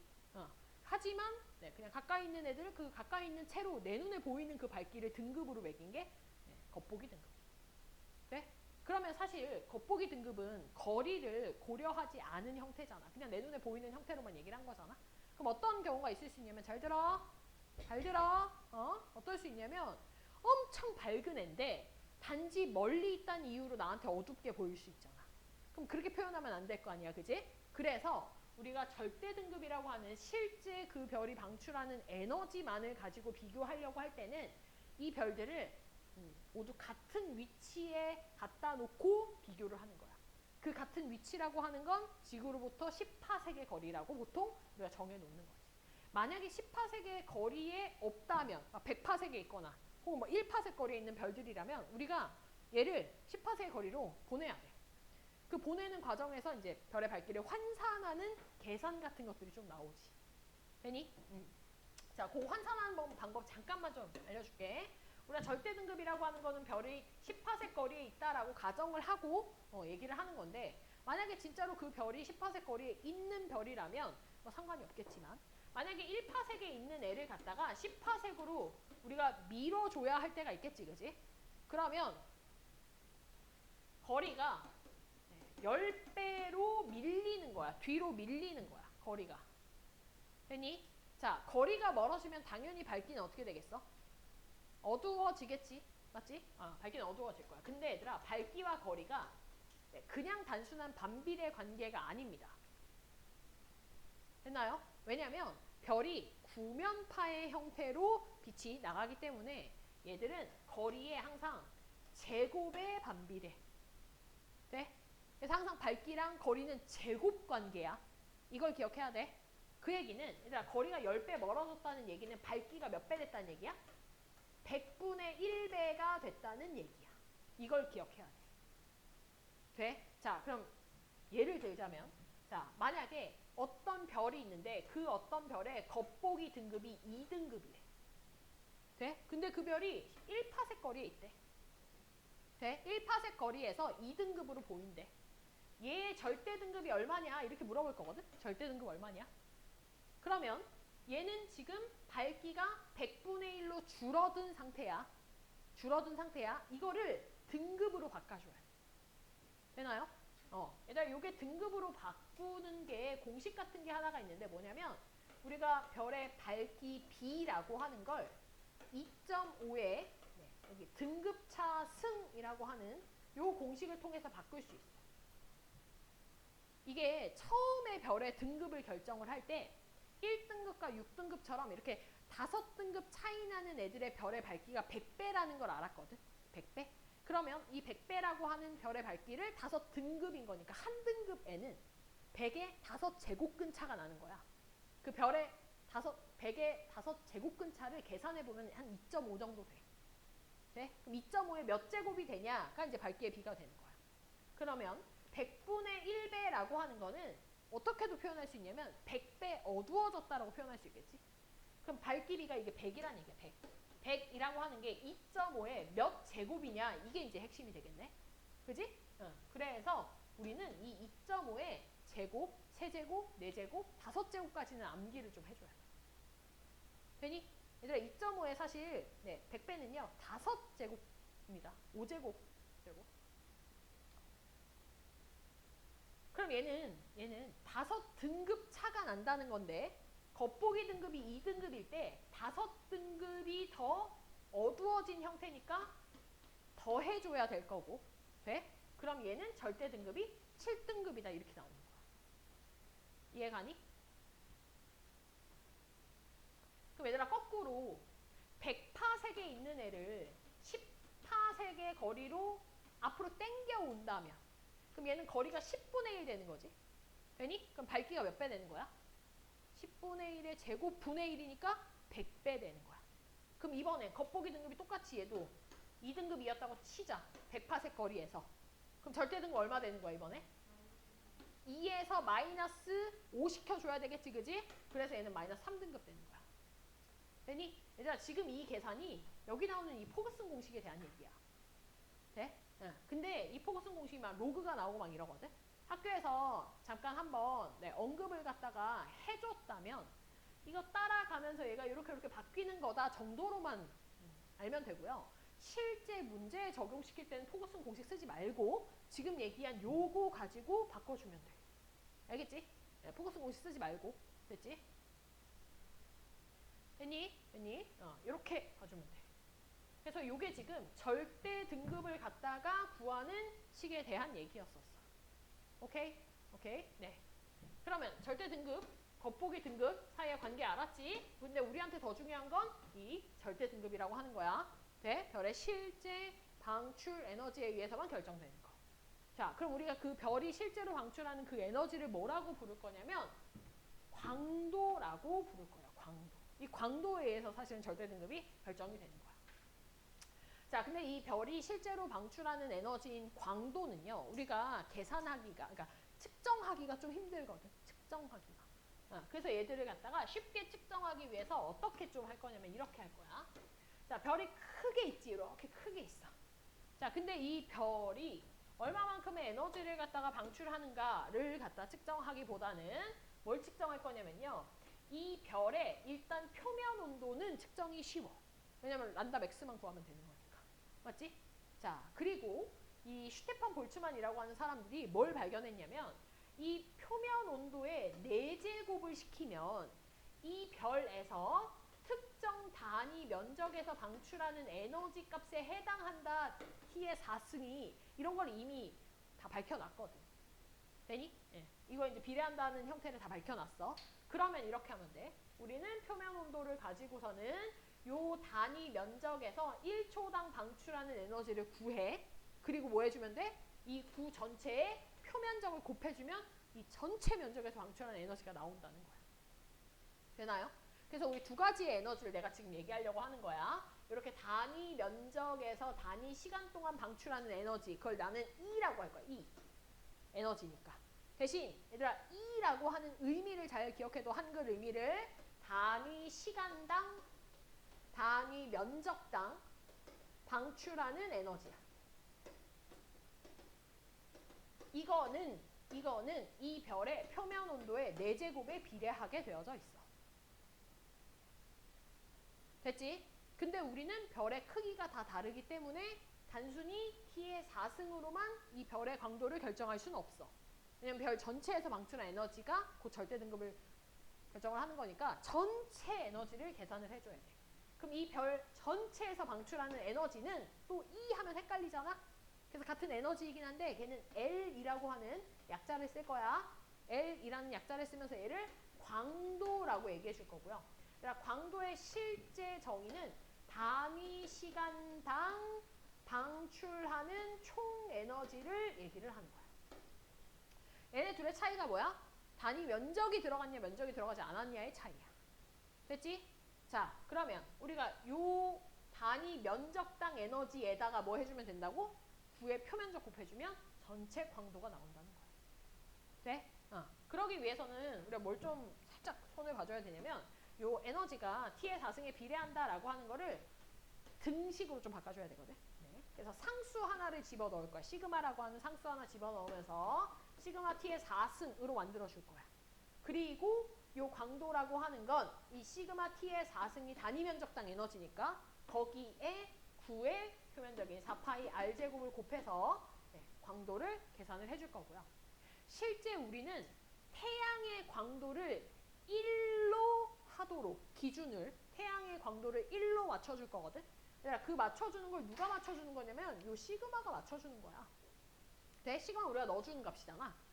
파이라고 하는 이런 상수는 이미 결정되어져 있는 값이니까 요 시그마를 갖다가 태양이 광도가 1 나오도록 시그마를 정해가지고 요 광도 값을 계산을 해주는 겁니다. 되나요? 그래서 광도라고 하는 거는 시그마 T의 4승에 4파이 R제곱에 비례하는 곱해서 나오는 값이 광도인데 실제 문제에서는 이 전체 식을 알 필요가 없어. 왜냐하면 결국 뭐에 의해서 결정이 되는 거냐면 변하는 값은 표면 온도나 반지름의 제곱에 따라서 바뀌는 거지 시그마 안 변할 거거든. 4파이 안 변할 거야. 돼? 그래서 문제에서 별 여러 개를 주고 얘네들 사이에 표면 온도가 몇 배다, 반지름이 몇 배다 이런 걸 주면 위에다 이거 적어놔. 항상 틀을 만들 거야. 틀. L 하고 쫙 긋고 A라는 별과 B라는 별을 지금부터 비교할 건데 네, L 딱 긋고 R제곱 T4승 이렇게 딱 적어놔. 그리고 만약에 문제에서 네, 반지름이 1대1에 A랑 B가 반지름이 R값이 1대1에 그럼 뭐 하면 돼? R제곱 1대4 적으면 되고요. 되나요? 네. 그리고 또 네, 표면 온도가 뭐 예를 들어 2대1이래. 돼? 그럼 4승하면 얼마 나와? 16대1 되겠지. 따라서 이거 곱해서 여기 적고 이거 곱해서 여기 적으면 돼. 16대4지? 얼마야? 4대1이야. 그럼 A가 B보다 광도가 4배 크구나. 이해가니? 이렇게 가는 거야. 됐어? 이렇게 문제를 풀도록 3개 중에 2개의 값을 문제에서 줄 거고 하나를 미지수로 해서 몇 배 차이다 이런 걸 너네한테 알려줄 거야.